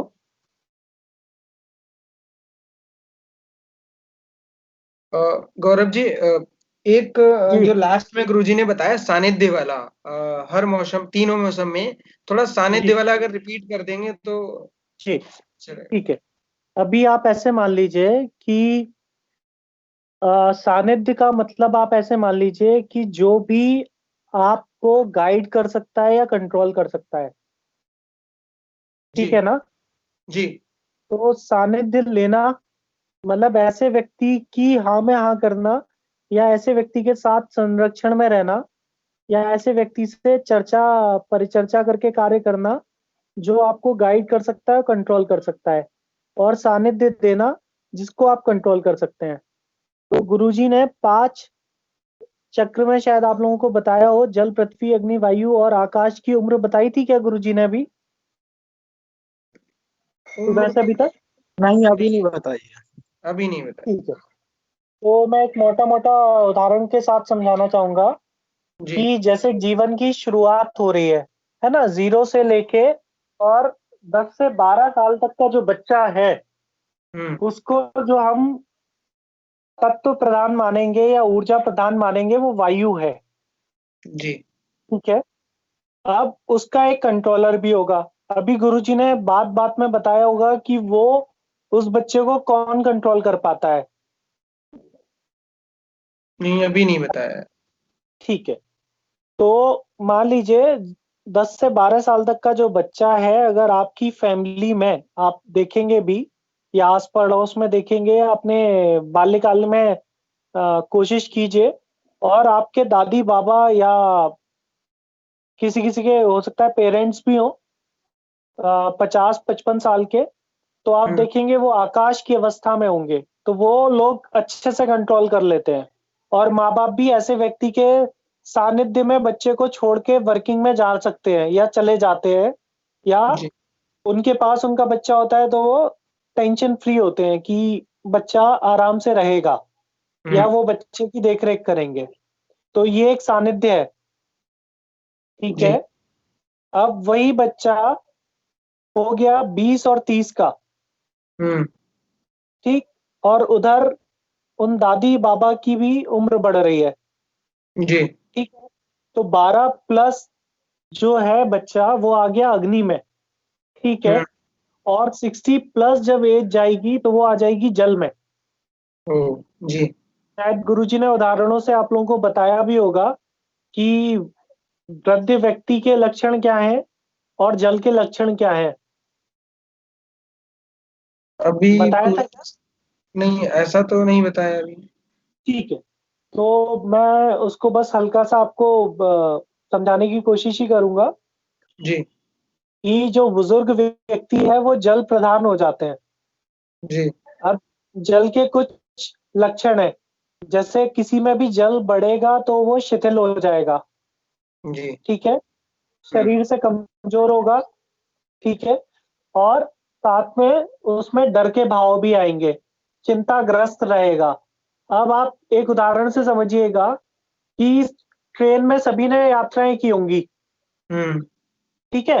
जब आपके पास आपका टिकट होता है, आपका रिजर्वेशन हो रखा है, तो आप किसी अलग अंदाज में यात्रा कर रहे होते हैं, बैठे होते हैं।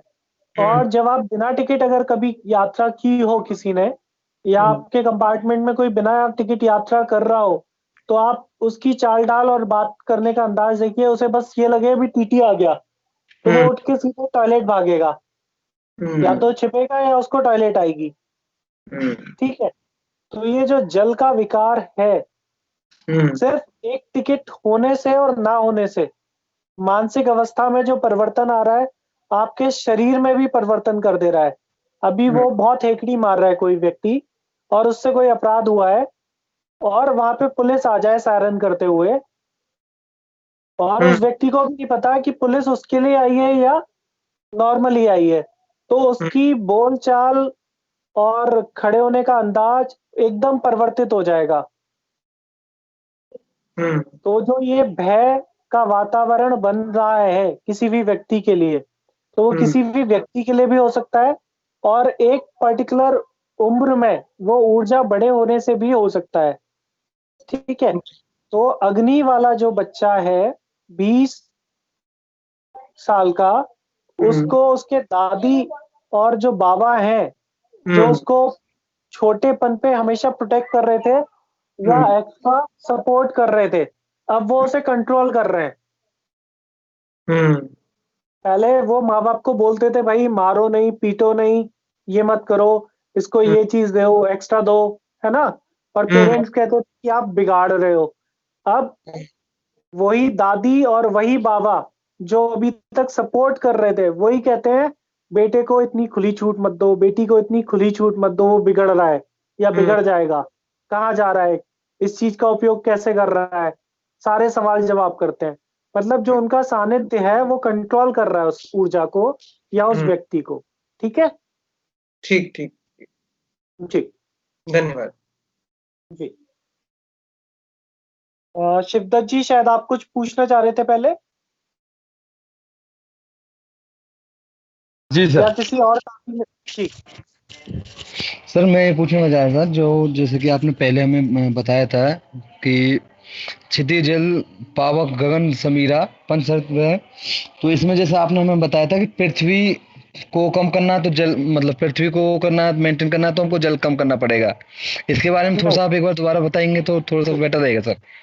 जी, इसमें जो ये दोहा है ना, क्षितिजल पावक गगन समीरा पंच रचित है अधम शरीरा, ठीक है ना, तो इसमें हाँ जो जी। ऊर्जा पहले आ रही है, क्षिति, क्षिति माने पृथ्वी और हाँ जल, जी। तो पृथ्वी जो है जल को नियंत्रित कर लेती है। ठीक है, अच्छा जी, पृथ्वी अब जल को कैसे, करती है। हाँ, अब वो कैसे करेगी, उसको समझने के लिए आप ऐसे समझिए हाँ जी। कि मान लीजिए खेत में पानी चल रहा है, ठीक है, जी। तो उस पानी को रोकने के लिए मैड़ किसकी लगाई जाती है, मिट्टी की। मिट्टी की जी। ठीक है, तो वो मिट्टी उस पानी को कंट्रोल कर पा रही है, तो ये स्वाभाविक नियंत्रक हो गया। जी। ठीक, अब इसी में है क्षितिजल पावक। अब जल किसका कंट्रोलर बनेगा, पावक का।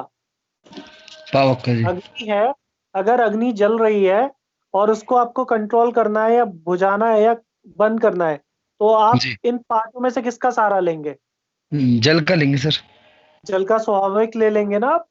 जी। ठीक, अब इसी के बाद में आ रहा है क्षिति जल पावक गगन समीरा। तो पावक जो है वो अग्नि है, और गगन माने आकाश है, जी। तो आकाश को जो कंट्रोल करेगी ऊर्जा, वो पावक करेगी। और इसी प्रकार से जो वायु है, वायु को जो कंट्रोल कर रही है समीर को, गगन कर रहा है यानी आकाश। ठीक है, जी। और ये पूरा एक चक्र बन रहा है। तो जो समीर है, तो जहां से चले थे हम, क्षिति, जी। क्षिति को कंट्रोल कर रहा है। ठीक है सर। जी,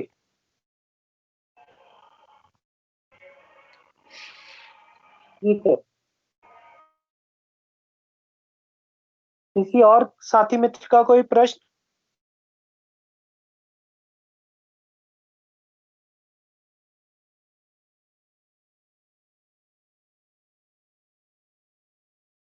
हेलो जी, सर बारिश के मौसम में क्या खाना चाहिए? आपने अभी तक अंकुश जी जो सेशन किया है, एक बार मुझे थोड़ा सा रिकॉल कराइए, आपने क्या क्या समझा है अभी तक? जैसे ये समझा मैंने भाई, इस सर्दी में जो मीठा खाना चाहिए उससे अग्नि तत्व मेंटेन रहता है। और अपने जिसको मान लो सर्दी लग जाए उसको अपने आसपास यंग बंदे को रखना चाहिए। जी और उसको मतलब कि जैसे कि अपने आसपास अग्नि रखनी चाहिए। जी जी। और इसके जैसे अतिरिक्त गर्मी के मौसम में नमकीन खाना चाहिए। जी ऐसी ऐसे ही बरसात में क्या खाना चाहिए? जी जी। मेरे ख्याल से अभी शायद गुरुजी ये भी बोल के गए थे ना कि ये प्रश्न आप लोगों से ही पूछेंगे। हेलो, हाँ जी जी मैं कह रहा हूँ बिल्कुल सही गुरुजी कह शायद रहे ये हैं, यही बोल के गए थे। है ना, गुरुजी ने यही बोला था कि ये जो अभी तक लॉजिक लगाए हैं स्वाद के, ये आप लोग बताएंगे। तो अंकुल जी आप बताने की कोशिश करिए कि बरसात का क्या त्योहार है मुख्य, ठीक है, उसमें क्या खान पीन हो रहा है मुख्यतः।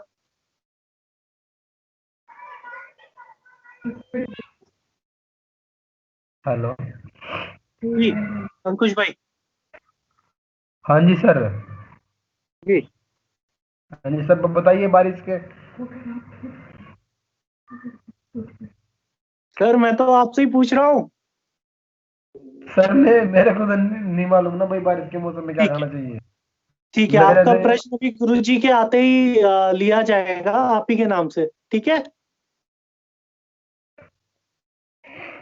आप तब तक ना, ये जो 10-5 मिनट है इसमें आप सोचिएगा कि बारिश के मौसम में भारतीय संस्कृति का ऐसा कौन सा त्योहार आता है, या ये चतुर्मास बोले जाते हैं, ये 4 महीने बारिश का जो सीजन है, ठीक है।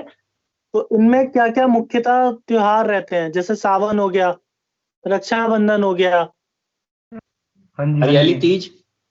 हरियाली तीज हो गया, और जो जो त्योहार हैं उनमें क्या खान पीन है, क्या स्वाद है, क्या मुख्य पकवान है, इन सारी चीजों को आप सोच के रखिएगा, ठीक है।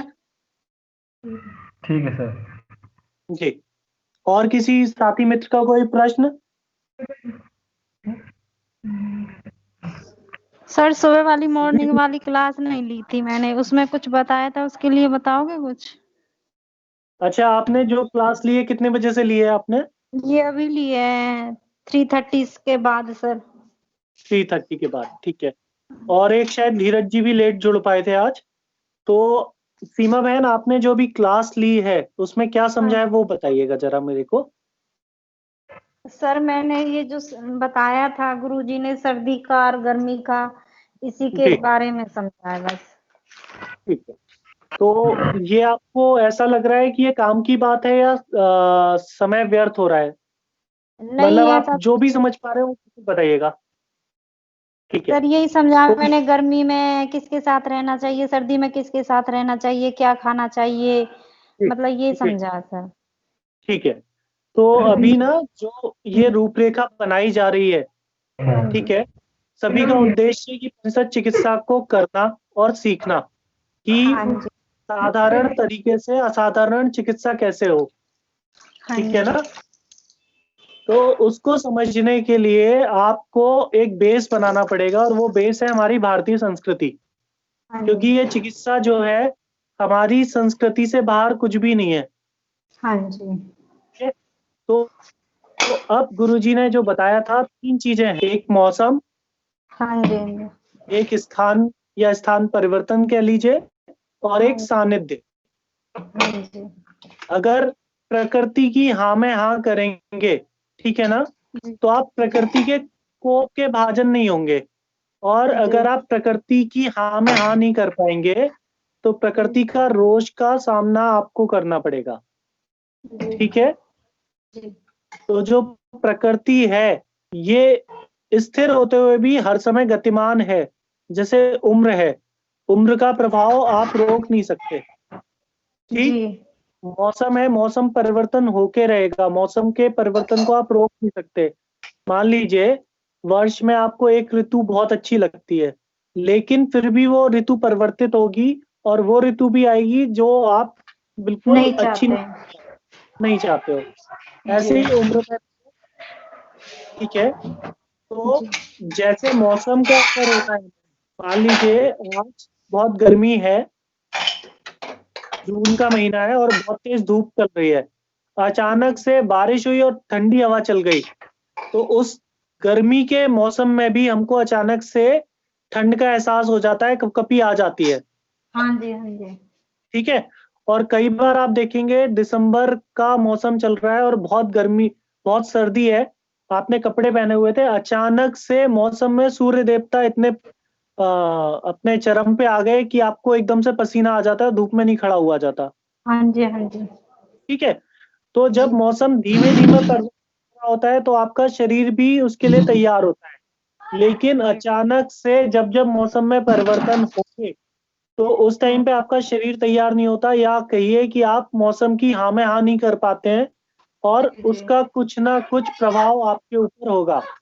ठीक, अगर आपकी ऋतुचर्या, दिनचर्या ठीक है, प्रकृति के अनुरूप है, तो आप पर उस प्रभाव का कम असर होगा, अदरवाइज प्रतिकूल प्रभाव ज्यादा होगा। ठीक है, अब इसमें आपको ये समझना पड़ेगा कि जैसे मौसम का तत्काल असर हो रहा है, इतनी तेज असर हो रहा है जैसे किसी ने गोली मारी। ठीक, इसी प्रकार से स्थान परिवर्तन का भी होता है। मान लीजिए एक व्यक्ति बहुत ज्यादा उदास है ना? हाँ जी, हाँ जी। और उसको बिल्कुल चाह नहीं है और सब कुछ नहीं है एकदम से, तो उसको आप स्थान परिवर्तन स्वाभाविक रूप से कहाँ कराते हैं, बताइए? दोबारा बोलना सर। मान लीजिए कोई व्यक्ति बहुत ज्यादा दुखी है, हाँ जी। खिन्न है, जीने की उसको आशा नहीं है या कुछ भी है, इच्छा नहीं है, और वो भले ही थोड़ी देर के लिए बहुत ज्यादा डिप्रेस्ड है, तो आप ऐसे व्यक्ति को कहाँ लेके जाना पसंद करोगे? एकांत जगह पे, और उसको मतलब समझाने की कोशिश करेंगे सर। एकांत जगह पे ले जाने की कोशिश करेंगे, या आप दूसरे शब्दों में मानो कि उसको आप कोशिश समझाएंगे करेंगे उसको, ऐसा नहीं करने चाहिए, ऐसा सही होगा, ऐसा गलत। जी, समझाने के लिए नहीं बोला मैंने, सिर्फ स्थान परिवर्तन के लिए बोला है। तो आप कोशिश करेंगे ऐसे व्यक्ति को आप खुली जगह पे लेके जाएं, है ना? हो सकता है पहाड़ों पे लेके जाएं, ठीक, जी। और उसमें से अधिकांश व्यक्ति वहां पे जाके थोड़े से प्रसन्न भी हो जाएंगे या उनका मूड स्विंग भी होगा। हाँ जी, हाँ जी। है ना? स्थान परिवर्तन होने से केवल, जो आप एकांत की बात कर रहे हैं वहां पे प्रकृति में बहुत एकांत है। हाँ जी। है ना? अब जो टूरिस्ट स्पॉट जैसे पहाड़ नहीं बोल रहा हूं मैं, एकांत के लिए बोल रहा हूँ। दूसरा, मान लीजिए कोई व्यक्ति है या पूरा एक फैमिली है, ठीक, महीनों से सालों से प्लानिंग करते हैं कि हमें फलानी जगह घूमने जाना है, ठीक है, और बहुत प्लानिंग करने के बाद में उस जगह पे आप जा रहे हैं, ठीक है, और बहुत मन है कि यहाँ पे हम 10 दिन रहेंगे, 15 दिन रहेंगे, लेकिन आप जाते हैं और अचानक से आपको वहां पे अच्छा नहीं लग रहा और मन कर रहा है कि तुरंत के तुरंत वापस लौटना है। हाँ जी, हो जाता है ऐसा, कभी हो जाता है। हाँ जी, हाँ जी। तो ये जो स्थान का परिवर्तन है, ये भी पंच तत्व से ही संचालित है। जो ये मौसम का परिवर्तन है, ये भी पंच तत्व से संचालित है। जो उम्र है, मान लीजिए एक छोटा बच्चा है, उसको आप एक जगह बिठा नहीं सकते, रोक नहीं सकते, वो इधर उधर भागेगा, चीजें फैलाएगा, उद्यम करेगा, लेकिन हर एक व्यक्ति उससे खुश है। अब वही हरकत 5 साल के बच्चे वाली अगर 20 या 30 साल का व्यक्ति करे, तो क्या आप उसको स्वस्थ मानेंगे? हेलो सीमा जी, धीरज जी, नहीं मानेंगे ना? तो ये जो परिवर्तन है उम्र के, ये आपने फिक्स कर लिए स्वाभाविक रूप से। या मान लीजिए कोई वृद्ध व्यक्ति है तो उसके जो लक्षण है अगर वो किसी बच्चे में आ जाएंगे तो आप उसको स्वस्थ नहीं मानेंगे। तो ये जो छोटे छोटे परिवर्तन है अगर ये किसी में स्थायित्व ले लेंगे तो यही बीमारी है। बहुत सारे लोग होते हैं जो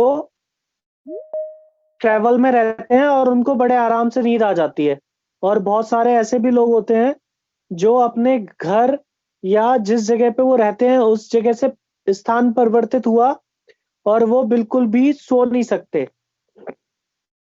तो ये जो सारी ऊर्जाएं हैं ये पंचतत्व से ही हैं। अब जहां पर आपको आवश्यकता है या ऐसी इमरजेंसी है वहां पे आप बिना किसी बाहरी साधन के पंचतत्व से अपनी चिकित्सा कर सकते हैं या दूसरे व्यक्ति की कर सकते हैं।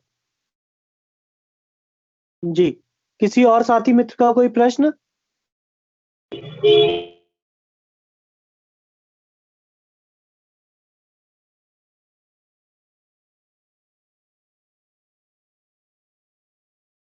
हेलो,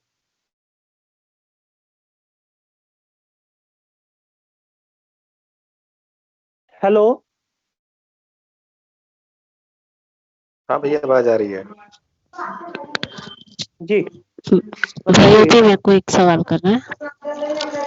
जी हेलो। हाँ, जी जैसे सर्दी के दिनों में जो ठंड में पैदा हुआ है उन्हें जी सर्दी की समस्या आती ही है। और जी जैसे कुछ ऐसे ऐसे सर्दी रहती है जो 12 महीने रहती है। तो सर्दी के दिनों में रहा तो वो मीठा खा के मीठा खाना चाहिए। तो बारिश जैसे 12 महीना जिस व्यक्ति को सर्दी रहा तो उसके लिए वो कंट्रोल करने के लिए कैसे करेगा फिर? देखिए, जब किसी के व्यक्ति के अंदर स्वाभाविक रूप से जल तत्व बढ़ गया है ना, जी जल का विकार बढ़ गया, तो उसको कंट्रोल करने के लिए आप स्वाभाविक रूप से उसको ऐसी ऊर्जा देना चाहेंगे ना जो उसको कंट्रोल कर सके।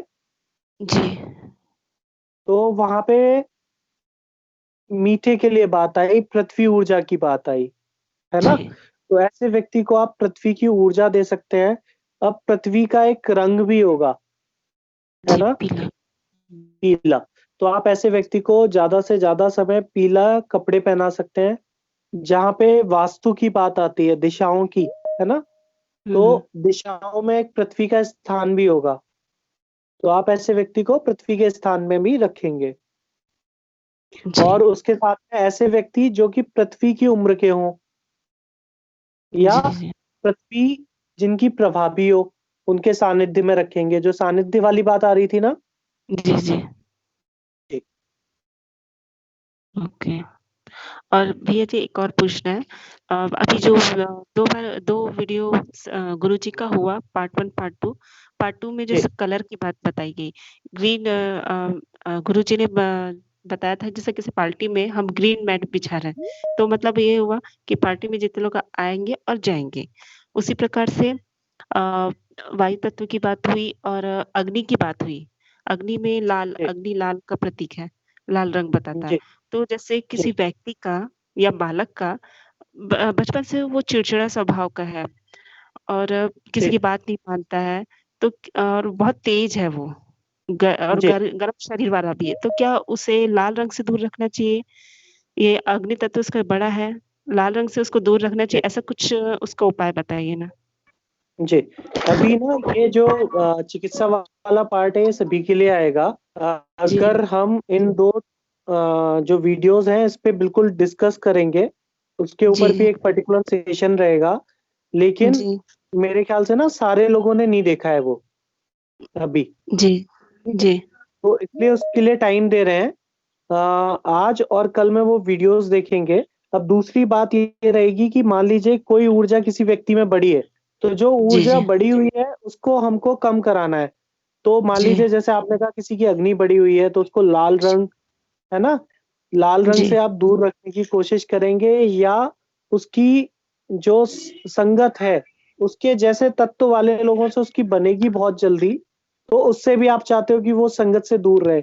तो गुरुजी ने जी, जी। सानिध्य की बात की थी, तो जी, उसको जी। ऐसे लोगों के सानिध्य में रखा जाए, या वो जी। स्वयं से ऐसे लोगों का सानिध्य प्राप्त करे जो कि जल की ऊर्जा में है, तो वो स्वयं जी। ही उसको कंट्रोल करेंगे। जी, जी। गुरुजी आ गए हैं अभी। जी, जी। जी, धन्यवाद। जी। मेरा एक सवाल है, उसके बाद मैं आगे बढ़ूंगा। अगर उसका मुझे जवाब मिल जाएगा तो, नहीं मिलेगा तो फिर मैं कल इस विषय पर चर्चा करूंगा। अभी तक सुबह से लेकर के और अभी तक की जितनी भी चर्चा है, उस पूरी चर्चा का लॉजिक आप लोग समझ पाए? यस या नो? कोई जी, भी ऐसी समझ जी। ऐसा बिंदु, ऐसा विषय ऐसा तो नहीं है कि आप पर जबरदस्ती थोप दिया गया? हालांकि मैं मानता हूं कि अभी तक आप लोगों को वो पूरी तरीके से समझ में नहीं है, क्योंकि दूसरा विषय आ जाता है तो पीछे का छूट जाता है, फिर तीसरा आता है तो दूसरा छूटता, दूसरा आता है तो तीसरा छूट जाता है। ये एक क्रम थोड़ा सा चला है, लेकिन अगर आप धैर्य से समझेंगे उसको, बार बार थोड़ा सा उसको आप चिंतन करेंगे, मेहनत अगर करेंगे, तो वो सारा समझ में आ जाएगा। मेरा सिर्फ सवाल है कि जितने भी देश, काल, विषय, वस्तु, परिस्थिति, भाव, विचार, शरीर और सानिध्य से संबंधित जो चर्चाएं थी, उनका लॉजिक, आधार आपको समझ में आया? उम्र से, स्वभाव से, देश से, परिस्थिति से, काल से, समय से, रिश्ते से, मित्र से, पुत्र से, पत्नी से, ये जो रिश्तों के प्रति भाव है, जिससे ये हमारे भाव और विचार संचालित होते हैं, और उन्हीं भाव और विचारों से जो हमारा शरीर संचालित होता है, और उसी संचालन के अवरोध आने की परिस्थिति को रोग कहते हैं। इसके लिए हमारे पूर्वजों ने तीर, त्योहार, रीत और रिवाज बनाए हैं। उनमें से हमने होली, दीपावली और रक्षाबंधन और चतुर्मास का जो मुख्य त्योहार है, जो पूरे भारत में सम रूप से मनाए जाते हैं, उन पर मैंने प्रकाश डाला। उसके बाद छोटे छोटे त्योहार हैं, जैसे एकादशी है, पूर्णिमा है, अमावस्या है, और भी छोटे छोटे त्योहार हैं। इन पर अगर आप लोग जुड़े रहेंगे तो हम एक एक बिंदु पर इस प्रकाश डालने की कोशिश करेंगे। तो जो अभी तक चर्चा की है, वो पूरी तरीके से लॉजिकली सिस्टम समझ में आए तो मैं आगे। जी, समझ में आया है। जी गुरु जी, समझे हैं। जी गुरु जी, समझ में आ गया पूरी तरह से।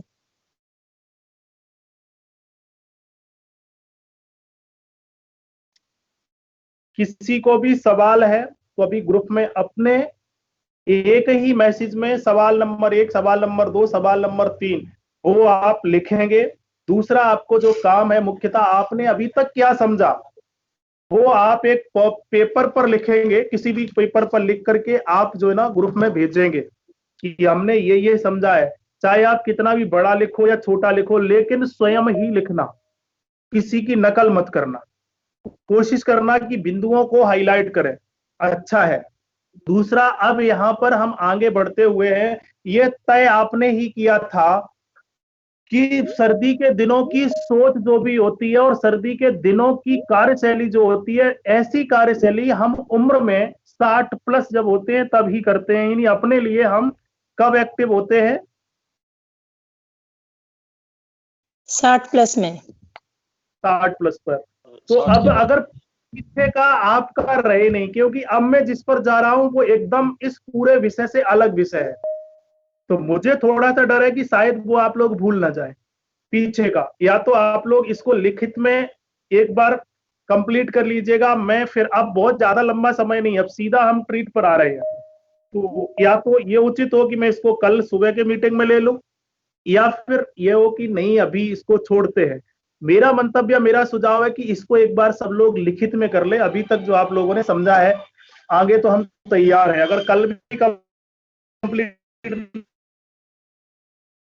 नहीं हो पाएगा तो कैसा कर, या और कोई साथी मित्र बताए, क्योंकि अभी भी आप लोग मिस कर रहे हैं। आवाज कट रही है गुरुजी। सर आवाज कट रही है। अभी भी आप लोग मिस कर रहे हैं। जो अभी तक पढ़ाया क्या है उसको आप स्पष्ट नहीं कर पा रहे हैं। मुझे ये फील हो रहा है कि कुछ ना कुछ आपसे मिस हो जाता है।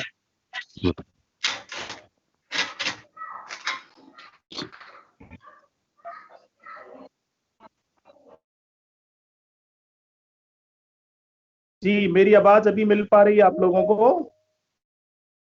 जी आ रही है आवाज। जी आ रही है। अभी तक के बिंदुओं को या तो आप लोग रिपीट कर लीजिएगा, उनको पूरा कंप्लीट कर लो, उनके प्रति आप समझ बना लो, तो मैं कल से नया चैप्टर, क्योंकि अब जो चैप्टर चलेगा वो एकदम अलग सा है। कैसा करना चाहिए, आप लोग जैसा कहेंगे मैं वैसा करूंगा, मुझे अभी समय है। सर कल करना। सुबह से करते हैं सर। जी जी कल से कर लें सर। अब थोड़ा सा क्योंकि भूलना नहीं चाहिए, और अपने सवाल आप जितने भी हैं आप कागज पे लिखो, कॉपी पे लिखो, उसमें नहीं कर सकते हैं तो आप लोग ग्रुप में लिखिएगा, नहीं है तो अलग पेपर पर लिख करके रखिएगा। अभी के जितने बिंदु आए हैं आप लोगों के सामने लॉजिकली आधार पर, उनको आप रखिएगा, मुझे बहुत बेहद खुशी होगी। और जो लोग अच्छे से बिंदु रख पाएंगे और जो नहीं रख पा रहे हैं वो एक दूसरे की मदद करेंगे। ठीक है गौरव भाई, आज का सत्र मैं यहीं समापन करता हूं, और एक बार आपस में आप लोग उस ग्रुप में ही चर्चा करें और लिखें। एक चीज, उसके पहले जो वीडियो है यूट्यूब पर, उनको दोनों को ही सभी लोग देखेंगे और 2 बार देखेंगे कम से कम, क्योंकि कल का जो विषय है हमारा सिर्फ सीधा उसी पर अटैक करेगा, मुख्य एनर्जियों पर अटैक करेगा। अब ये जितनी भी चर्चाएं हैं, जितनी भी परंपराएं, लॉजिक है, ये अब हम इस पर चर्चा बहुत ही कम करेंगे। सीधा हम ऊर्जा और एनर्जी और करना क्या है, सीधा सा अग्नि तत्व वाले को क्या क्या परहेज करना, वायु तत्व वाले को क्या क्या परहेज करना, जल तत्व वाले को क्या क्या परहेज करना, ये व्यक्ति ऐसा ऐसा स्वभाव का है, इसका कौन सा तत्व है, या इस तत्व में जो पैदा हुआ उस तत्व का महीना कौन सा, उस तत्व का 24 घंटे में टाइम कौन सा है, किस विषय वस्तु में कौन सा तत्व इन्वॉल्व होगा, इस पर हम सीधी चर्चा करेंगे। ठीक है, तो आप वीडियो को, दोनों ही वीडियो को 2-2 बार कम से कम आप देखेंगे। ठीक है जी गुरुजी। जी अभी आपने एक प्रश्न छोड़ा था पिछली बार कि जब आप लौट के आएंगे तो प्रश्न करेंगे कि सावन और बारिश का मुख्य भोजन और क्या है। तो अंकुश जी ने भी उस प्रश्न को किया था, तो एक बार अंकुश जी को मैंने बोला हुआ है, तो शायद वो एक बार रखें, नहीं तो फिर आप एक बार क्लियर कर दीजिएगा। अंकुश जी या कोई और साथी बताना चाहेगा? हेलो, हाँ जी सर। जी सर मैं ये कह रहा था कि बारिश के दिनों में क्या खाना चाहिए? सर्दी के दिनों में क्या खाना चाहिए, आपके खाद्य पदार्थों में सबसे ज्यादा क्या होना चाहिए? मीठा होना चाहिए सर। गर्मी के दिनों में नमकीन होना चाहिए सर। नमकीन होना चाहिए। अब नमकीन और मीठे के बीच में जो खाद्य पदार्थ बच रहा है, अब हमारे खाद्य में, भोजन में कौन सा ऐसा पदार्थ बच रहा है जो ना मीठा है ना नमकीन है? कड़वा। वो नमक के साथ भी खाया जा सकता है और खट्टा के साथ भी नहीं, खट्टा जितना भी है, खट्टा, कटु, तिक्त और कसाय, कटु तिक्त कसाय ये औषधि के रूप में काम करता है। मीठा नमकीन, अब देखिएगा कि ऐसी कौन सी विषय वस्तु है, क्योंकि बरसात का जो मौसम है वो इन दोनों के बीच में है, या ये कहिएगा कि इन दोनों को, यानी जो दूसरे के लिए हमने किया और अपने लिए किया, इन दोनों में जो नुकसान हुआ है उसी की भरपाई तो करेगा बारिश का मौसम। उसीलिए तो हमने बारिश के मौसम में चतुर्मास किया है ना मित्रों, ये तो स्पष्ट हो गया है ना, स्पष्ट हुआ या नहीं? ये बारिश का मौसम जो है या चतुर्मास जो है वो किसके लिए है, वो क्या करेगा जीवन में, ये जो 2 तरीकों में हमारा नुकसान हुआ है उनकी वो क्या करेगा, भरपाई करेगा ना। हाँ जी। तो ऐसे भोजन को खाओ जो भोजन आप उस भोजन के साथ में आप चाहो तो मीठा भी खा लो और चाहो तो नमकीन भी खा लो। किसी का स्पीकर खुला हुआ है, जरा उसको कम करो, रिटर्न आवाज आ रही है मुझे। और जब हमारी पाचन प्रणाली खराब होती है, स्वाभाविक रूप से हमें कुछ पचता नहीं है, तो हम खाद्य पदार्थ में सबसे ज्यादा क्या खाना पसंद करते हैं?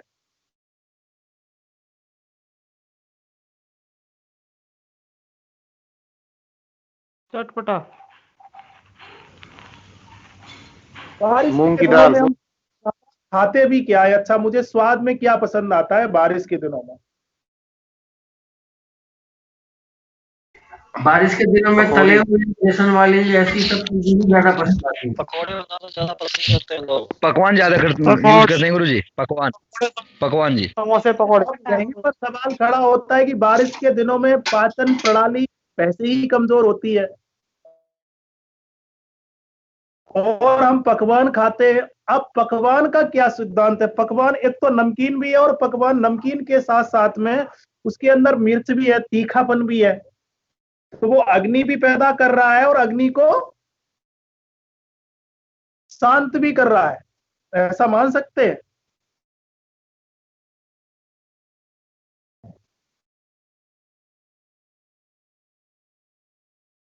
मान सकते हैं गुरुजी, मान सकते हैं। कहिएगा कि सत्तू सबसे ज्यादा किस मौसम में खाए जाते हैं? गर्मी में। गर्मी में। ये कब तक चलते हैं? क्या चीज था? बरसात से पहले तक। जून तक चलता है। अच्छा, दलिया हम कब खाते हैं जीवन में? दलिया गेहूं का, जवा का, ये दलिया कब खाते हैं? गर्मियों में।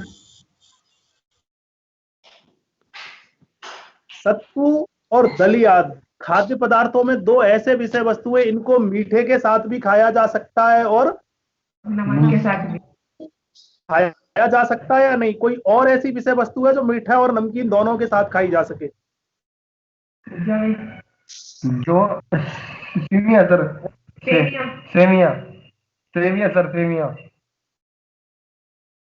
सेमिया सर, सेमिया जो जवे जवे भी मीठे भी खाए जा सकते हैं और नमकीन भी खाए जा सकते हैं।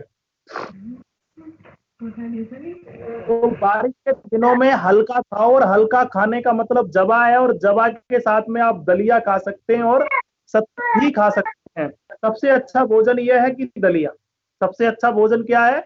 दलिया। या सबसे अच्छा भोजन क्या है कि आप अधिकांश समय व्रत में निकालो। चतुर्मास में साधना के जब भी हम पथ में होते हैं तो व्रत क्यों किया जाता है, ये शायद आप लोग समझेंगे। शरीर शुद्धि के साथ साथ में हमारे विचार शुद्धि भी होते हैं।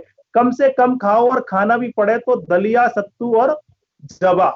दलिया, सत्तू और जवा सर्दी के मौसम में हैवी खाना चाहिए। अब जिनको पेट की प्रॉब्लम है, या आपको खुद लगता हो कि मैं स्वाभाविक रूप से किसी से ईर्ष्या कर रहा हूं, तो गाड़ी ले आया, मकान ले आया, आपको अगर दर्द हो रहा है, आपको बार बार दिल दिमाग वहां जा रहा है, आप सिर्फ 15 दिन दलिया, सत्तू और जवा खाइएगा, आपके विचार बदल जाएंगे।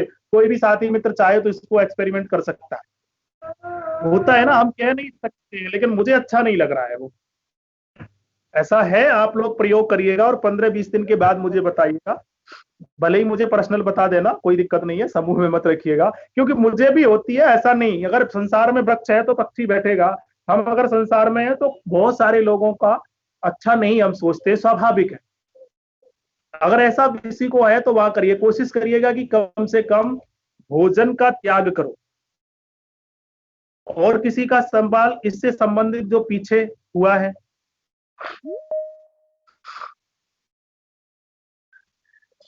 गुरुजी, किसी का कोई ऐसा व्यक्ति हो सकता है कि उसके सारे तत्व बिगड़े हुए हो और हर किसी का उसको इलाज करना पड़े, हर चीज से उसको तकलीफ होती हो, ऐसा संभव हो सकता है?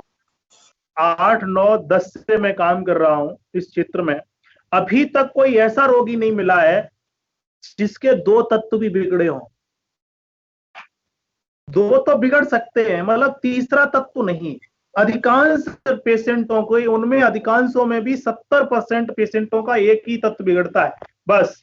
दूसरा 30% रोगियों का ही बिगड़ता है। तीसरा किसी का आज तक मुझे नहीं मिला है कि उसका बिगड़ा हो। जी गुरुजी। तो 33% अपने जीवन का, अपने दिन का, अपनी रात्रि का, अपने पैसे का, यानी आपके पास जो कुछ है आसपास, उसमें से 33% हिस्सा हमें कहाँ लगाना चाहिए, किसमें लगाना चाहिए? अपने मंथन के लिए करके, अपने आप के मंथन के लिए। 33% संसाधनों की सेवा परिवार के, और 33% हिस्सा इन दोनों के चिंतन में खर्च करना चाहिए। वो समय भी हो सकता है, धन भी हो सकता है, उम्र भी हो सकती है, सोच भी हो सकती है, विचार भी हो सकते हैं, व्यवहार भी हो सकता है। बस ये एक सूत्र, सबसे मोटा सूत्र और मजबूत सूत्र आप लोगों ने ये निकल के आया है। कितने लोग इस पर अप्लाई करेंगे या अप्लाई करना चाहिए? इसमें कोई किसी को संशय हो तो अपना सवाल रखो, क्या करना चाहिए या नहीं? करना चाहिए। और ये इसीलिए 33% हिस्सा हमारा, जब तक हम तीर त्योहार, रीत रिवाज, गांव की परंपराओं पर, संस्कृति और रिश्तों में देते थे, तब तक वो रिश्ता और संस्कृति टिकी हुई थी। आज कोई दे रहा है? आज आप बड़ा अफसोस होता है। शादी कितनी देर में हो जाती है मित्रों? कई बार 2 घंटे में शादी होके फाइनल हो जाती है या नहीं? गुरुजी हो भी जाती है और 2 साल में टूट भी जाती है जी। 2 घंटे में हो भी जाती है और 2 साल में टूट भी जाती है। वो उसी का परिणाम है भाई। जिस चीज को बनने में जितना समय लगना चाहिए वो तो लगेगा। पहले की जमाने में शादियों में लगभग 8-8 दिन बारात रुकती थी, फिर 4 दिन आ गई, फिर 2 दिन आ गई, फिर 1 दिन की बारात तो मैंने भी किया, तो वो टिकती थी, कम से कम 1 जन्म तो टिकती थी। हफ्ते भर रहती थी तो 7 जन्म तक। अब वो 2 घंटे में होकर के हो जाती है तो 2-4 साल में टूट भी जाती है। तो इसमें क्या बुराई है? आप किसको क्या समय दे रहे हैं, वो आपको समय देगा। प्रकृति को अगर आप समय नहीं दोगे तो क्या प्रकृति आपको समय देगी? बिल्कुल नहीं गुरुजी, एकदम सही बात है। तो संस्कृति और सभ्यता हमारी पूरी तरीके से टूट चुकी है। क्या इसके लिए आप लोग 10% समय देंगे मुझे? 33 नहीं मांग रहा हूँ, 10% ही मांग रहा हूँ। उसमें कई सवाल हो, हमारा कहीं कोई स्वार्थ हो, संस्थान का कोई किसी भी प्रकार का स्वार्थ हो, आप निसंकोच रखिएगा। सिर्फ 10% हिस्सा मांग रहा हूँ, अर्थ का नहीं, सिर्फ समय का, मन और विचार का। ये उम्मीद आप सब लोगों से करते आगे बढ़ेंगे। बाकी ठीक तो आप दुनिया को कर देंगे, ये मैं गारंटी देता हूँ। बिल्कुल गुरुजी, आपका सानिध्य लेते रहेंगे, आपसे मार्गदर्शन लेते रहेंगे कि किस तरीके से इस चीज को अपने जीवन में इम्प्लीमेंटेशन करके हम खुद तो करेंगे ही करेंगे, क्योंकि खाली हमारे अकेले व्यक्तिगत करने से कुछ नहीं होगा। क्योंकि अगर साथ में लोगों को जोड़ेंगे, दूसरों को भी बताएंगे, तब जाके इसका सही रिजल्ट होगा। खाली मेरे अकेले का भला उनसे कुछ भी नहीं होगा। कोई बात नहीं, मैं भी जब आया था तो अकेला था। आप कोशिश करिएगा कि सिर्फ महीने में एक ऐसे नए व्यक्ति को तैयार करेंगे जो संस्कृति के प्रति 10% समय देते। बस इतना करना है, महीने में एक व्यक्ति को तो निकालना है।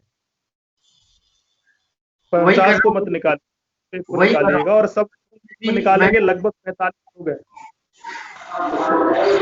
ये जो 10% का समय बोल रहे हैं, मांग रहे हैं, ये मतलब किस तरह से, ये समझ नहीं पा रहे हैं, इसको जरा और स्पष्ट कीजिए।